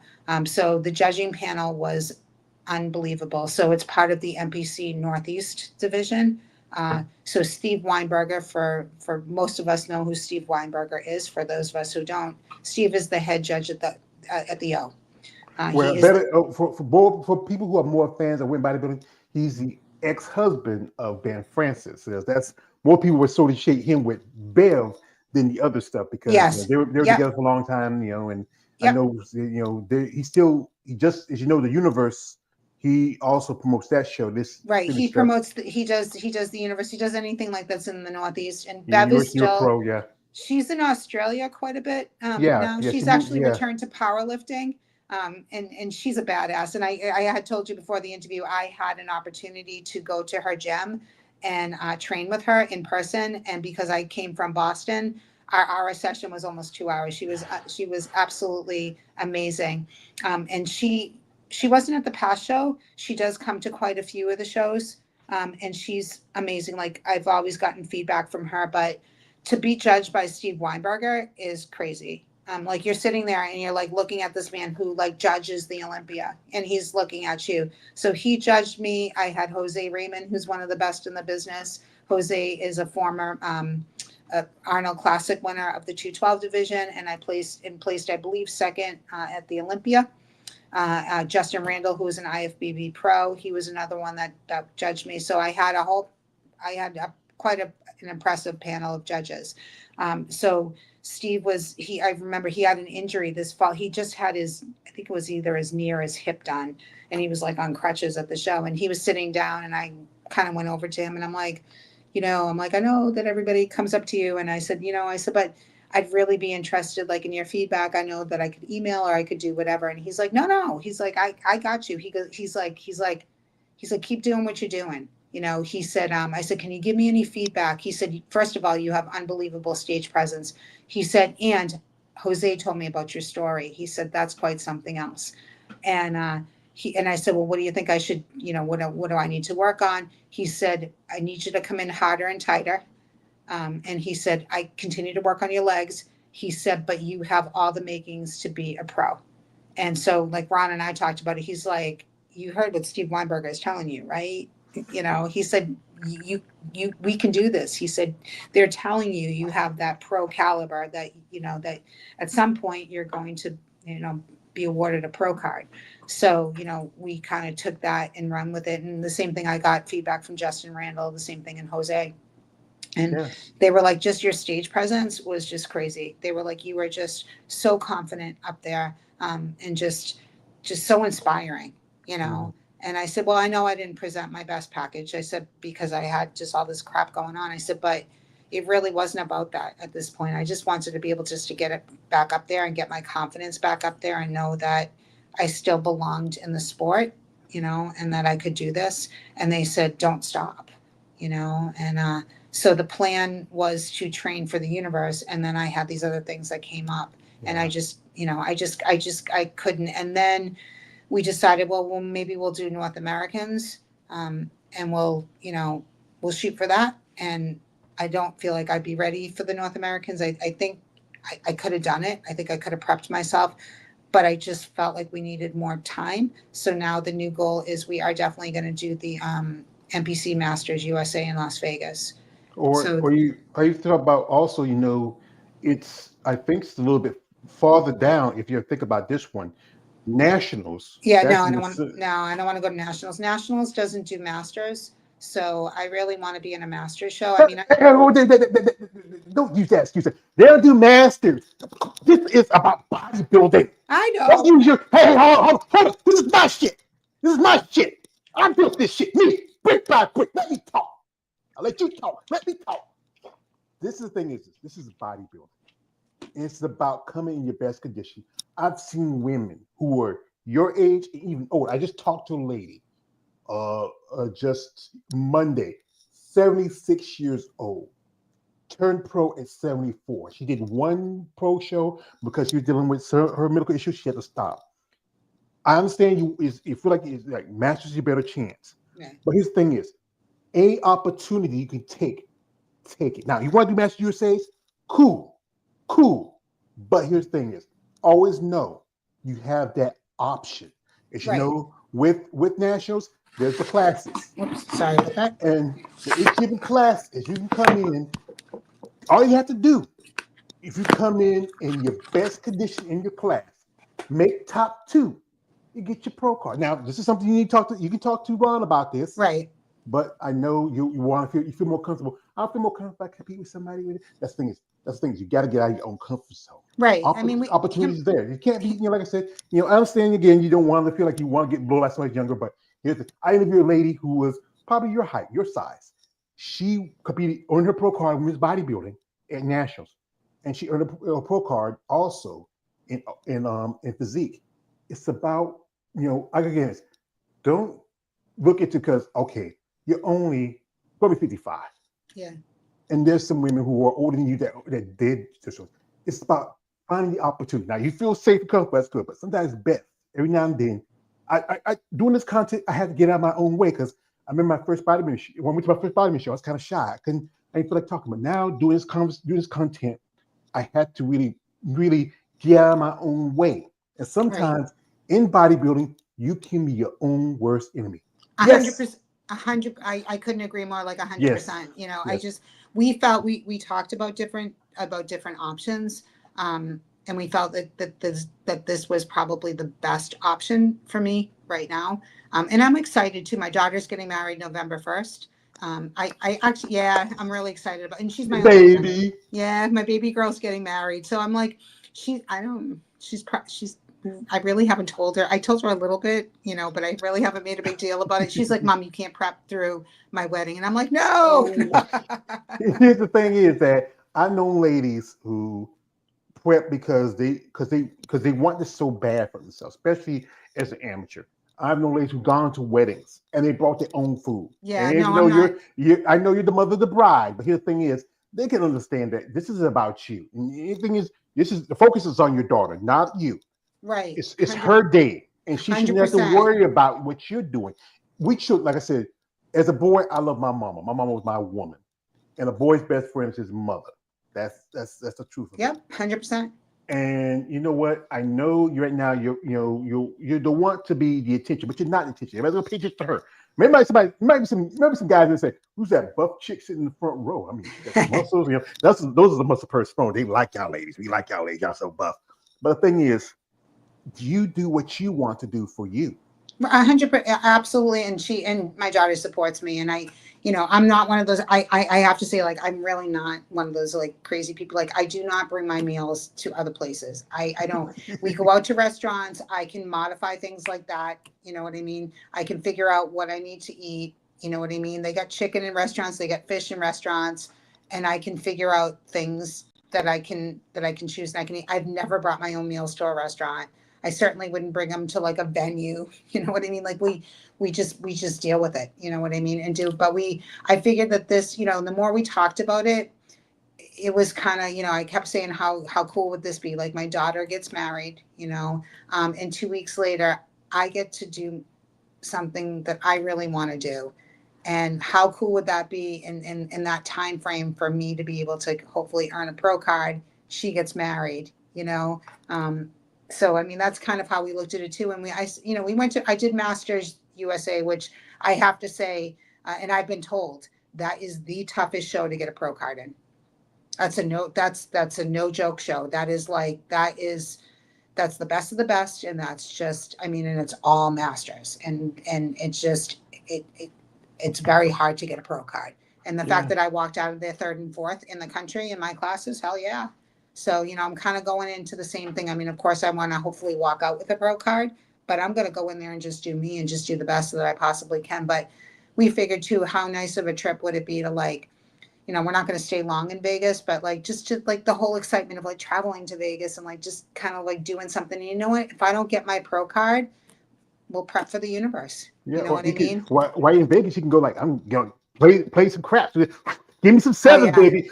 Maybe something to pay for my posing suit. Cause that's the expense about being if you're a Yeah, bodybuilder no, because we got to keep me out of it because I like casinos too much. We got to keep me out of there. you hit the slot machines, and that's the thing I talk about. The expense of the amateur because the travel, paying for your entrance fees, Yes. your suits right there, your hair, your makeup. I keep saying this. I'm going to iterate this as often as I can. For the men, all they got to do is wear a pair of banana hammocks and board shorts. That's about it. But y'all ladies, when it comes to prep time, for the shows, it's more of a expense. And also, food is important part about being a bodybuilder. If I keep rejecting this, like as you know, one of my things that I always ask, because being a fan, I love food, Randy. I love food. What was that thing, Randy, that after your last show it was Oh, calling you, it was calling your name. You I got to tell you, like this past time, I really, I mean, pancakes. That's always been like my go-to. Like the pancakes? next day is like I would like my coach will laugh because like our biggest thing was like I'd have benchmarks, right? That I'd have to like kind of like achieve during the way. So like there were preps where like I really had to suffer. Like I had to take off 40 pounds in a prep. Like no joke. I was eating tilapia from like 20 weeks out and it was awful. And we would, he'd be like, all right. He's like, I need you to and get down to this weight. And again, we didn't, the weight wasn't so important. It was just more of a gauge just to see where I kind of was at, but it would just kind of help a little bit with like, all right, let's get down to this and let's see what you look like. So he'd be like, okay, 3 more pounds and you can have a pancake. And that pancake would taste so good. For a while, it was like I've had different cravings. Like my cheat meal or like my post show meal always if I'm able to is a burger and sweet potato fries because I've had that Mm. during my prep, so my stomach is used to it, so I don't gouge. But to be honest with you, this past time, I really didn't crave. I think I had some M&Ms or Skittles or something like that just because I wanted the sugar, but I didn't really crave anything. I've gone nuts before and I've gotten sick, and I've learned over like 8 years like not to do that. So, and especially now being on the Wegovy, I don't crave anything. Yeah, So it's kind of funny this time. So he's like, "You're not even asking me for a pancake," and I'm like, yeah. I He's like, mean, well, he's like, but I need you to eat one every once in a while. You know what I yeah. mean? I mean, does he let you have syrup on the pancakes or anything Sugar, on it? Just I do sugar-free syrup on it. oh Yeah. yeah. Yeah. And But I actually just what we do for a Klondike bar. right. But I mean, it's kind of like funny. I mean, like right now, like we counted the weeks. So I'm, as of today, I'm 20 weeks out from the show. So we got plenty of time. So like usually we do anywhere from a 20 to a 16 week prep. Depends upon like right now, we'll probably start 16 weeks out. Um, my weight's coming down and the diet that he has me on right now, we have trouble. We just got to keep figuring things out. My whole thing is making sure I'm getting enough nutrients because of this medication. Um, so I feel like this time my prep's a lot different. It's presenting with like new challenges that I've never had before. So usually like at this point when I go into a prep, I'm like already thinking about, like ice cream and like, I remember one prep, it was like donuts. All I wanted was like donuts. One year, Twizzlers was another pizza. I had like a pizza thing one year. Just weird ass cravings that I would just have. I would say one lady told me this. One of her cravings was the thing she wanted was it was muffins, Yeah. something like that. Yeah, like a muffin And or yeah, like a muffin or a donut or something like that. But it was so funny. Like I would literally during my prep, I would have sugar-free Jello and stevia, and to me that was like eating an ice cream. ooh, Like I'd have like six of them because they're only like 5 calories. They're nothing. They're water. I would literally my whole refrigerator was sugar-free Jello, and I would like no, no Jello pudding, just straight Jello. no, just Jello. Like that's what I would have just to kind of counteract like my cravings, and I put the stevia like on top of it. Oh yeah, I did lettuce and honey mustard. That was another weird thing to help me like not be hungry. I've done some crazy things, but in terms of like my cravings right now, and it was just so weird because I just didn't have those cravings post show. I was like the next day, I think we did go and I had like a little bit of a pancake and I'm like, yeah, I'm good. It was Yeah, weird. that's the thing is the body wants what it wants, and sometimes it could be just simple as water. Yeah. Sometimes it could be just something because like especially sugar. I mean, I know I love sugar. I love sweets. I'm pre-diabetic. I gotta be careful when I take it, but I try to be smart on it. It's good. It's part of the process to develop and grow your body, and then understand that the cravings is not that important. It's just that your body, especially when you don't intake certain type of things after a while, and Right. when you smell it or you see it, like it can be like, oh wow, I might want that. And I would say like this again, whichever show works for you, that's Right. good. But again, this is some advice I tell some ladies: keep something in the pocket just in case. If you don't feel like A you want to wait till a hundred, universe, I understand. right. 100%. I mean, everything is, and again, it's like you said, we talked about the cost and the expense. Yeah, It'd be wonderful if I was independently wealthy and I could do all this stuff. yeah. So for me, and because of the way that Ron and I have kind of always like worked together, it's really great that we have this thing that it's like it's okay. I don't have to go to the next show. You know what I mean? Like I can do this show and then now we go back to the drawing board and we work harder and we look forward towards the next thing and we do that. Or I mean there's times where like we've talked about like maybe I would do another regional show just to go in and just kind of. So there was a show in Rhode Island that I was anticipating on doing back at the end of May, and that I was going to do that kind of as a pre-show, as a warm-up, just to work out some of the kinks in my routine and my posing, and then we would go to the universe. But I backed off of doing those. So right now I don't. I won't. Then I could do a warm-up show, but it's too close to my daughter's wedding, so I won't do that. So I think right now what we're doing is we're just going to just focus on just Masters USA. That's kind of like the prize right now. Also, you got to mind yourself that I think if you're national qualified, they say you only have 2 or 3 years to use it. Yes. Yes. So when did you get your So national this qualification? so this is what sucked for me is that I was qualified because I had gone to nationals and then I got cancer and I actually wrote a letter and I was like, hey, like, listen. And they were like, well, sorry, these are the statures. And I'm like, really? I'm like, So I had to go back. So that's why I had to go back November, and I had to requalify. So I requalified this past November. So I'm good. I'm So good you're for good. those. Yeah, I'm good That's for those good. couple of years. But there, I I could do like a local show if I wanted to, but it's just going to be too close to my daughter's wedding. And at this point, I would just, like I don't need to go on a regional stage again. I need to just keep training and like practicing my posing and get my nutrition on point and just working with Ron and just like I know what I need to do. Yeah. Um, I don't. Yeah. I needed to do the one to get qualified again, but I also needed it for my confidence to get back up on stage again. But I feel like, we're going in it to hopefully win it. I mean, and the whole thing is to present my package the best that I possibly can. And unless there's really something horrific, I will be at that show. Well, I'm gonna tell you, I wish you best luck on that show because the fact is, I know a couple ladies who we should get their pro cards at the show. One of them I interviewed. I know a lady right now. She's planning on doing that show again because she didn't get a pro card last year, the USA Masters. And anytime you feel like again, this is your process, this is your plan with you and Ron, what y'all putting together. Right. But like I said, this is a sport where there's so many factors. Oh, yeah. Everything's involved in it, from training to dieting, everything that is part of that. And what you went through maybe was a test, and now that you went through it, maybe this is where you get better. And I know you want to enjoy that time with your daughter. And I said again, the focus is on her. So and people need to understand that there's so much involved as being a bodybuilder, from dieting, training, the process.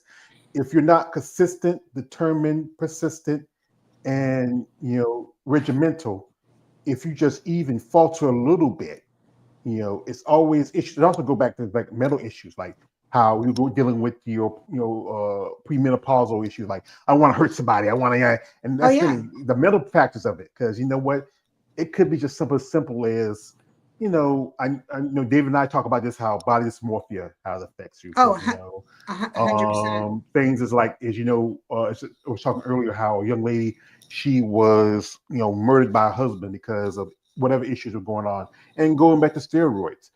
I think about bodybuilding, it's always going to get that stink eye about it. But as long as I've talked to ladies that said this sport has helped them through like mental issues, physical 100%. issues. Some ladies who have been, I've talked to a couple ladies that they were married and they got divorced because the husband liked them being a bodybuilder, because it was something that helped them change them. And Yep. again, you're changing yourself as a woman. As long as your husband loves you and cares about you, and your daughter cares about you, and your family and friends care about you, but you're always going to have people who are like, this chick, she got these muscles and yada yada yada yada. Those are haters. And here's the thing about haters: let them hate till they can't hate no more. And again, here's the thing: there's also the flip side of it, as we talked earlier, how there's some guys can be a little bit pushy, a little Right. bit, like there's old schmo saying, Randy is like, we ain't rock hard, we're rock hard. But that's something different. It's about understanding who you are and where you want to go in the sport. 100%. I mean, that's what the sport's given me. It's given me a lot of things that I probably would have never had before. And I don't really care what anybody thinks. I do this for me. And if I could give one bit of advice to both men and women, because I speak a lot to men just as much as I do to women. When you're getting into the sport and you're thinking about competing, the thing I love about Ron is that his whole thing with me is, and he will always say it: there's always another show. There's a million shows. There's always another show. And I think that you as a competitor have to find that balance. Like for me, I know that I wasn't there. And I mean, so maybe in the beginning I would have been like, no, I have to do this and I have to do this and I have to do this. And this is the only one. I have to do this. I have to do this. I made that decision. I'm not there yet. So we're not going to do this yet. We're going to, and he's like 100%, you know what I mean? He knew it. He's like, we're just not there yet. He's like, let's table this and let's come up with a different plan. And like, let's do this. So there's always another show. So if you're not 100%, there's no sense in it. This sport, we pay into it more than we'll ever get from it. Okay. Like I hate to disappoint men and women, but you're not going to be in that top level at the Olympia ever. unless like you're a genetic freak. Okay. Like you're not Andrea Shaw, you're not Chris, you're not Angela Yo, you know, like you're not, you're just, you're, I don't know if you'll ever get to that level. Maybe if you're in your 20s, I don't know. But I mean, a lot of it is like genetics, and the same thing with the guys. You know what I mean? Not many people look like Derek Lunsford. You know what I mean? And like, or even like a Nick Walker or like whatever. I mean, like a lot of that is like just genetics. But you have to be like in that mindset that like you're giving to this sport and paying for this sport way more than you're ever going to get financially out of it. So if you're going to do it, make sure you're ready, because to, you know, I mean, we cost things out. We like every time we do a prep, we sit down and like we make a list of like, okay, this is what the airline tickets cost, this is what the hotel costs, this is what everything is. Like we added up, this show right here is like at least $6,000 by the time I was all said and done. You're talking about $395 to enter a class. Okay, so like I'm only going to do two because I'm not going to bother putting myself in the 35 plus class. I don't want to. I want to get out there and I want to put myself in the two classes where I know I can present my package the best and feel the best about. I don't need to do all four classes. I'm going to do the two classes. I don't need four pro cards. I need one. You know? So I'm like, you know, that's what we want to focus on. Then you're like looking at your airfare and you're looking at all this. Now, if you're in a position where you're able to do this, okay, you know, but it's also not great for your body either. But your mind has to be like 100%. And if you're not 100%, then don't do it. You know, there's always another show. It's actually better. You know, like I took off, like not because I wanted to, but I took off like a good year plus, and I was able to like really train and get my body in better shape and get my mind in better shape and get into a better place, you know? So now I feel even better about going to a national level show than I did before. And now I feel like, not that I didn't feel like I deserved to be there the first time, but I definitely feel like I'm there the second time. Yeah, that's the thing is like I know competitors that want to be active. They want to get the opportunity, especially as an amateur. Pros about the same too, but this is what I got a friend about. He's an IFB pro. He's right now. He's planning on him and his wife are both pros. They're planning on competing in a couple weeks in Chicago. And I remember he told me, "Hey George, you want you wants me to come out to the show." I said, "Oh, okay, you still a training for this?" Nah, you got to take a plane. Oh hell no! I'm like Mr. T. Hey fool, I ain't ready for no plane just yet.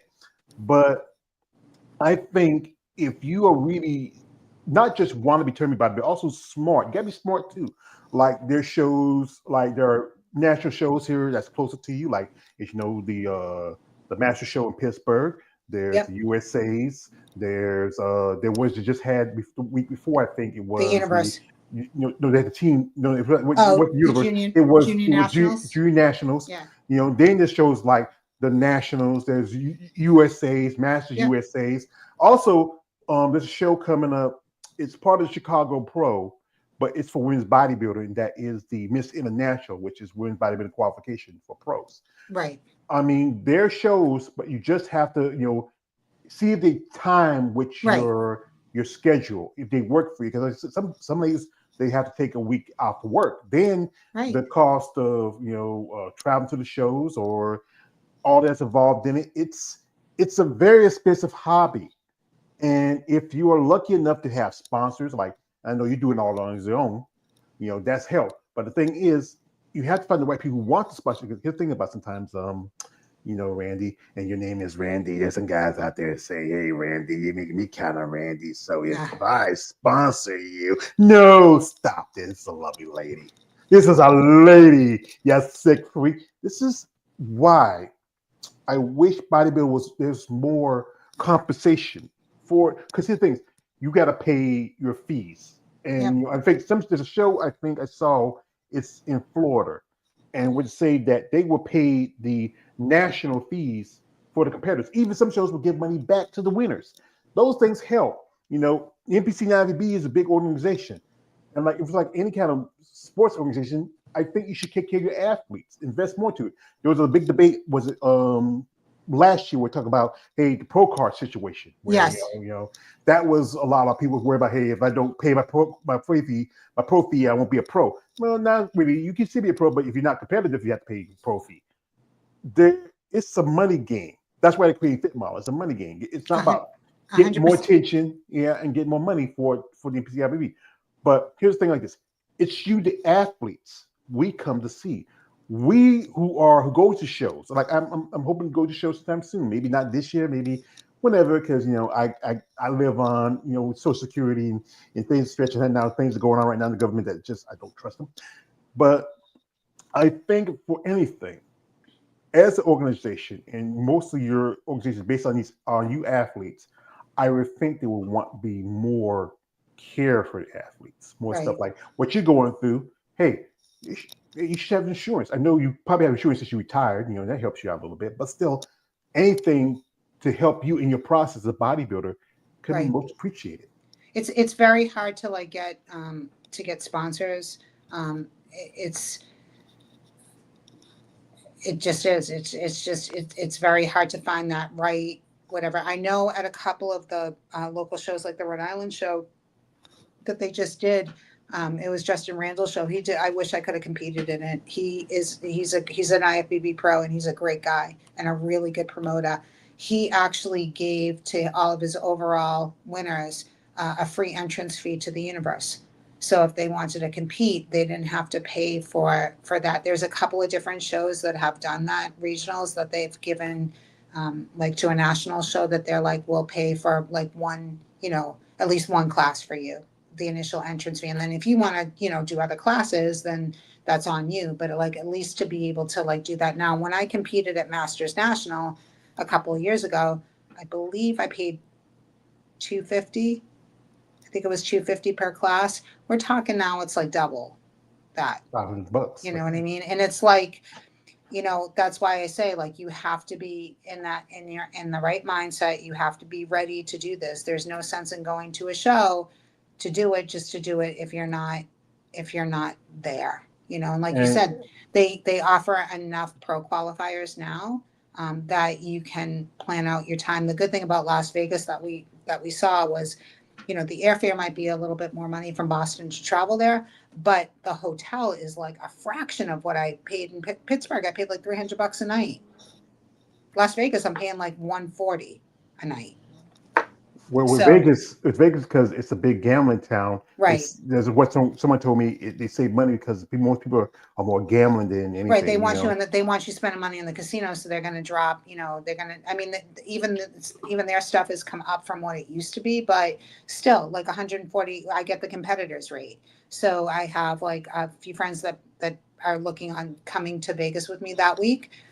So I'll book them onto the competitors rate so that they can get that as well. So I mean, that's kind of nice that we're able to get that. So even though I might have to pay a little bit more on the airfare, at least my hotel costs will be down. But you're still talking, significant amounts of money. And if you're not in that headspace and you're not ready, there's no sense in doing this. There's no sense in doing it. Be ready to do it. I mean, and I think it to me, it counts more. Like I know to get up on a stage, just to get up on a stage. That's why I love my coach, because like I said, we trained for one show.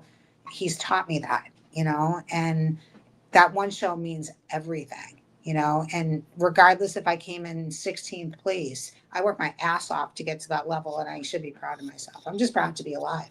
You know what I mean? So I mean, yeah, you should be, because what you've been through, most yeah. people would it might have broken some people and just discouraged them from keep doing what you're doing. And it has at times. I mean, there's been times even recently where I'm just like, I don't think I can do this. Like I think I'm done. And they're like, oh no, you're not. Yeah. They're like, we can do this, and I'm like, okay. So It's like that scene in Rocky 3. I know a lot of bodybuilders love Rocky movies. yeah. Rocky kind of. Yeah, It's like I the scene when cling he's to it it's sometimes. on that beach. We say, "I can't do it, Adrian." It's like it was No, you Adrian. and the kid, and I can't do it. And I can't, yeah, because you have to have that determination, that passion for bodybuilding. Ladies told me, hey, even though in some shows the prize money is not much, if you look at the Arnold Schwarzenegger Classic. Right now, he's just rising up the prize money to $750,000 for the men's open. Yeah, for the men. The men. Because they bring in the money. I say this: the term, if you ever know the tipping game, they're the bottom bitch. They're the ones who bring the money for it. But again, it's not like the ladies don't. Most people won't. Like I said, I'm a fan of y'all ladies, and we come to see y'all. We come to see y'all competitors, and we like. Here's the thing: for the people outside who don't know what y'all go through as competitors, the training, the dieting, the dehydration, the regimen. You have to be consistent, be persistent. We see these beautiful, amazing bodies on stage. We don't understand what you had to go through to get there. Right. And that body lasts for like 5 minutes. Because 2 days later I look a lot different than that. People are like, "Oh my God." I'm like, "Do you think I walk around like this all the time?" No, I mean, like this, it's not healthy. I said, this is not what we look like. We look like this for a very short period of time, and then we're normal again. We have to feed our bodies, and we have to do all that. But people just, like you said, they see a certain image up on stage, and there's a misconception of like this is how we always look, and it's not. They don't understand the training and the devotion that it takes, and the hard work and the support. You got to be around people that are fairly supportive of what you're going to do, or you have to have a very strong personality where you're just like, you know what, screw you, I'm just going to do me, and not let anybody kind of get in your way. But thank God for people like Jake Wood, who Oh really I yeah, mean, Jake, thank you, because I mean, if he's just put so much money into like Wings of Strength and recognizing the sport and giving us a platform for us to perform, because little by little they've taken us out of the Arnold. First it yeah, was women's bodybuilding, then it was women's physique, and now it's women's figure that they've taken out. yeah. So I little by got little. I got to shout Jake Wood. He's Jake Wood. He's with a lovely interview a while back. The lovely Mrs. Melanie Specco. Jake, I gotta say this. Every time I see Jake, I say his name. Yo, Jake. I want that money. I want that gun. Him and Wings of Strength. This year the Rising Phoenix is no longer the Women's Bodybuilding World Championship because now it's an open class. A Right. lot of the top competitors like Andrea and And, Ashley and the and Masters champion Angela Angela Yo, Yo. they're Yep. not coming back because now they changed the prize money because Jake is trying. I know it was it hurt a lot of people's feelings, but people that told me talking to Jake, he had to go a new direction because now he owns the Olympia, and now he has to compete with Arnold because the prize money for this show was like 500,000 for the men's open, for the Arnold. Now he has to step it up because Arnold, even though his thing about Arnold is not inclusive to all the divisions. And here, one thing is that now with the new fit model division come in, this is my thing is I think like Arnold's going to push out fitness next Yeah, oh, because 100%. That's going to be the next one, and it's going to be literally bikini wellness, and I'll throw up if it's fit model. I mean, I yeah, just, just mostly TNA and high heels. That's all it's going to and be after a that's while. why I just respect Jake Wood so much for just giving us a platform I love the man. to I mean, to be I, where, you actually, know, true story. I was my first vitamin show I went to was Savannah Pro, and I saw him. I didn't get a chance to talk to him or say anything to him, but if I do get to see him face to face, I'm going to do it. I know people. I'm crazy. I know I'm crazy because, as often I say, I'm just a dog chasing cars. I wouldn't know what to do when I get one. If I see him, I'm going to say, yo, Jake.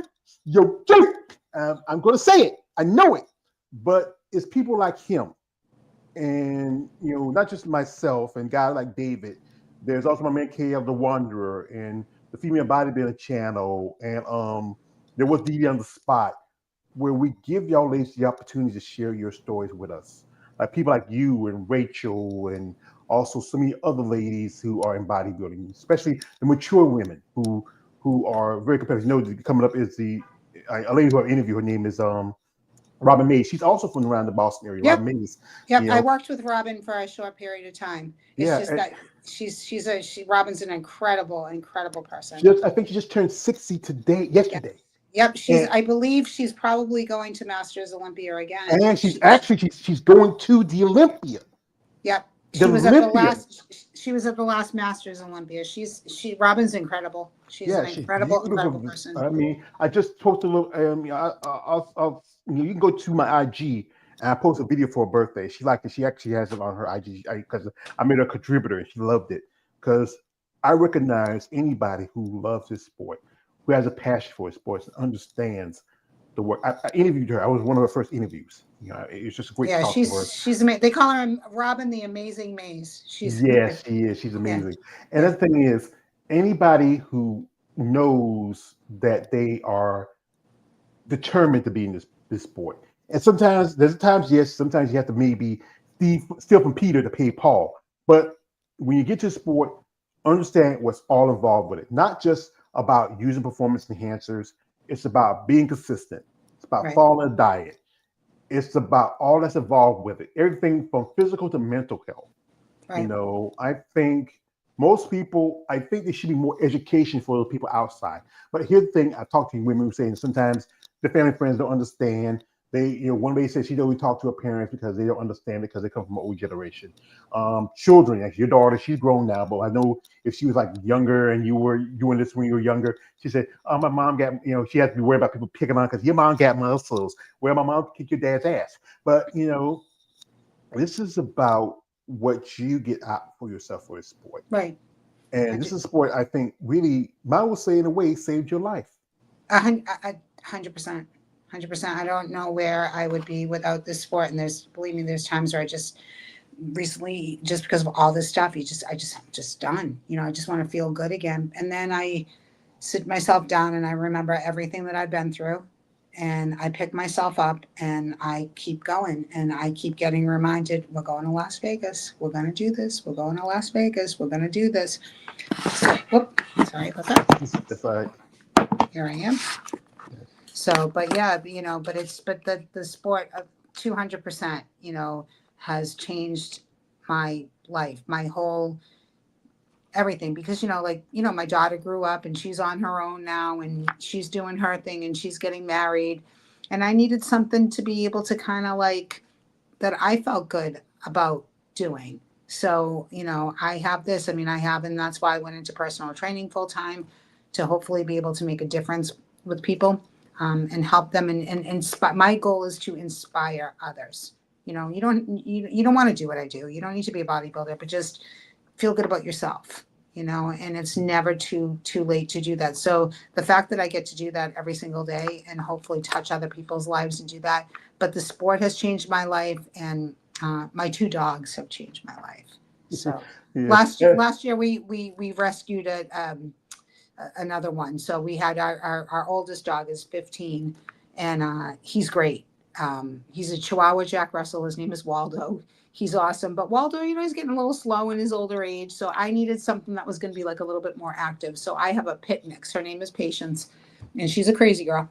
But she's wonderful. Actually, my doctor was the one that, convinced my husband to make this happen and he said she needs it. She needs something that she can attach herself to when she's having these down days. She's been through a lot of crap. So she's actually classified as an emotional support animal. She's my ESA.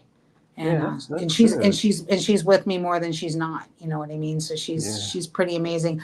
She won't be able to go to Las Vegas. I don't think she can handle it. Yeah. So yeah. I know a young lady. She's an MMA fighter. She has two dogs. She lives in Australia, and she said she would love to take her dogs with her next time she comes back to the States. But one of her dogs is a little older. He can't make the trip. Yeah. And then also, I think there's a lot of rules. We, especially come from another country, we bring in animals. That's the Right. thing also. So she's an ESA, which she's not a service dog. She could be considered like a psychiatric service dog, but there's a lot of red tape and stuff that you have to go through, and I just don't feel like. And she's like 52 pounds, so and I'm not putting her underneath the plane, so Yeah. I can't see her traveling on the plane with me, so it's okay. Well, like I said, if you do Universe or also the Team Collegiate, you can drive to yeah. New York and New Jersey. You can drive Yep. to New Jersey and Pittsburgh. That's Yep. not too far. And also, No, those shows we would have actually considered taking her with us, and that would have been a little bit more doable. But for this one, she'll be fine. So yeah. Your daughter, she'll be probably home. watching. Her and I'll FaceTime. Yeah. Oh, that's funny. This is a funny thing. I grew up around dogs, but I didn't treat my dog like I love my dogs. They would have fun, but I didn't treat them like they were kids. They were dogs. My grandfather used to have dogs. Just go hunting with them. And I learned that from them. But I know my sister. She had poodles. She loved the poodles over her babies. Oh yeah, they change your life. They really do. So my mom, she was much for animals. She did have fish. She had a couple of birds. One of them died, and the other one got escaped. But because my niece didn't grab them at the time. But yeah, I would say like this. One thing that helps is you need to most definitely social media activity is important because that's one thing that gets you sponsored. Because if you're like a friend of mine, she said if you're social media active enough, people will want to pay attention to you. You have to put up stuff every so often. I know it maybe not be a thing, but especially in bodybuilding, this is the way to promote yourself and Right. also to promote your brand. Because you make a brand, you have to promote it. My brand is, my other guy. He's the guy who if you go look at my on my social media, you see him. I got that I use him because he's that part of me that I put out as an image. Right. But I will say it like this: if Oh, it was, he's probably waiting. If it was possible, I'm doing an interview. you want to come in and say hello to your husband? Uh, Come, he, no, yeah, come in. he just got in from work. All right. So with him, thank you for for being there for you. You could have. We're having you talk about widower maker. You almost had, but I will say this: if this was a way, especially if I could do it, if I wish I had. Gee, no. Jake has good enough money. I wish I had like Bill Gates money, where I could sponsor bodybuilders. Where I say, hey, my name is such and such, such. I saw your interview, Mrs. Dean. We're very interested in you. I mean, you have your story, your service as a nurse, the things you've been through. It's something that really inspires most people, and more people often would never do what you do. But we are interested in sponsoring someone like this, though. If you feel like this works with you and also your process as a bodybuilder, we'd love to have you part of as a brand ambassador. So, ma'am, would you ever be interested in being a sponsored athlete? Hmm. You can say yes or no. That's the thing. Yes. Yeah. Okay. Sign a contract, baby. We're not gonna put you on OnlyFans or anything. We're not gonna put you on no B2B websites. We just have you go and represent our products or like that. We'll be clean with you. Because that's the thing is that's the way where there is a sort of where one of you there's a fetish to women in bodybuilding because it's something different, and that's the way some ladies make their money. It's not for everybody. Right. But if you find something that works for you and your process and something that you feel comfortable with, I would say go do it. Right. 100%. 100%. So yeah. So folks, Gonna have yeah, we're time. gonna have to go because one last question. What Yeah. would you want out of bodybuilding for yourself as a whole? What do I want out of bodybuilding for myself? Mhm. I don't know, just to be the best that I can. To know that like, I did it. I mean, the journey will never stop, but I guess to know that it's really changed my life. Mhm. Yeah. Well, I feel like that episode Rocky gets the belt. He be asking me, "I'm sorry, Adrian." That's the thing. It's about winning, no matter if it's just small wins. That's important to you. If the It's big wins are good, but the right, small wins are just as but good. a personal victory, not just a stage victory. Yeah. So that's what it's about.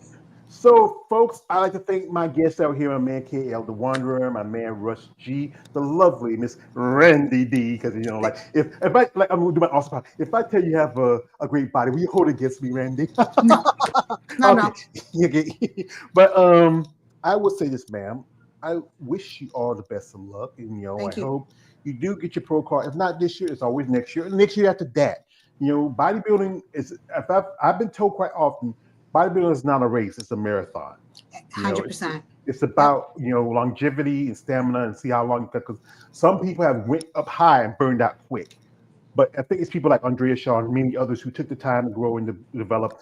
That's why they stick here for so long. So before I let you go, have anybody wants to give a shout out to?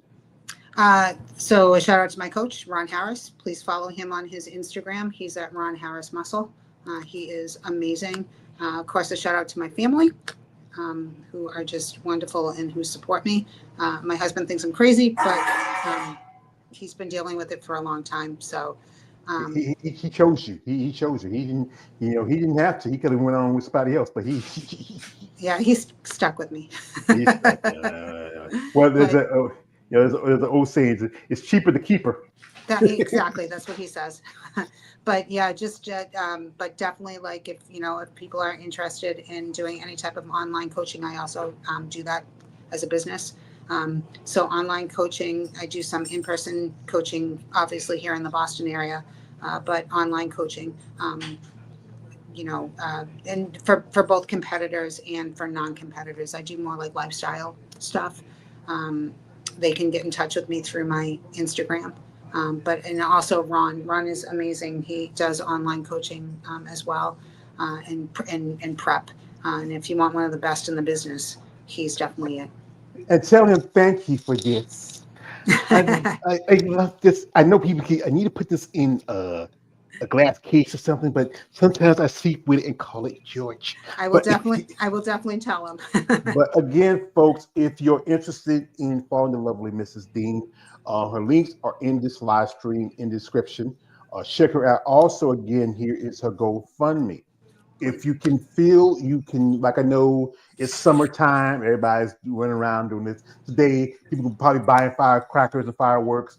But if you have maybe a few bucks, $2 or $3, Yep. Enough people.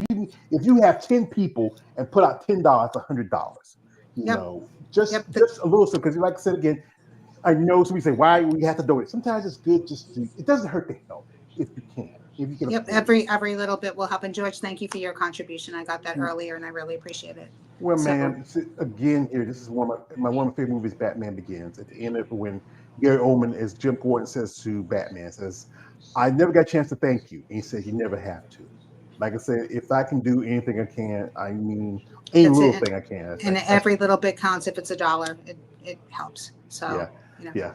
So, folks, we'd like to thank the lovely Mrs. Randi Dean for coming through. We wish her our best of luck. Again, her GoFundMe is right here. You can also find it in the comment section of this live description. Also, check out her interview with Man David. Also, he has all her links from her coach to her even also her Venmo if you want to donate. Venmo sometimes better because you get with I learned this with GoFundMe because I remember I GoFundMe because I thought I was gonna move out of the apartment after my mom died, but because I'm here so long, they let me have it. They do take a little out for you in taxes, but since you Venmo, that's money directly in your pocket. So if you can do anything, appreciate it. Either wish your best. Yeah, wish your best of luck in the coming shows.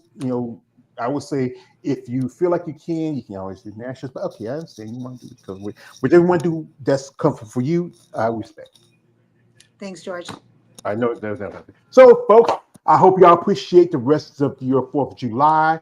I might go out and see if they might cooking anything or not. I might get a little burger or something or not. Well, maybe just slap something on the grill and be okay. But folks, I'd like to thank my guests that were here, all you who watch this live stream. Support the lovely Mrs. Dean. Support all competitors in bodybuilding, men and women, even though, hey, I'm more about it may not be the age, but I'm down with the ladies. So, folks, this your man always, George Page, a.k.a. the Emperor of Female Talk.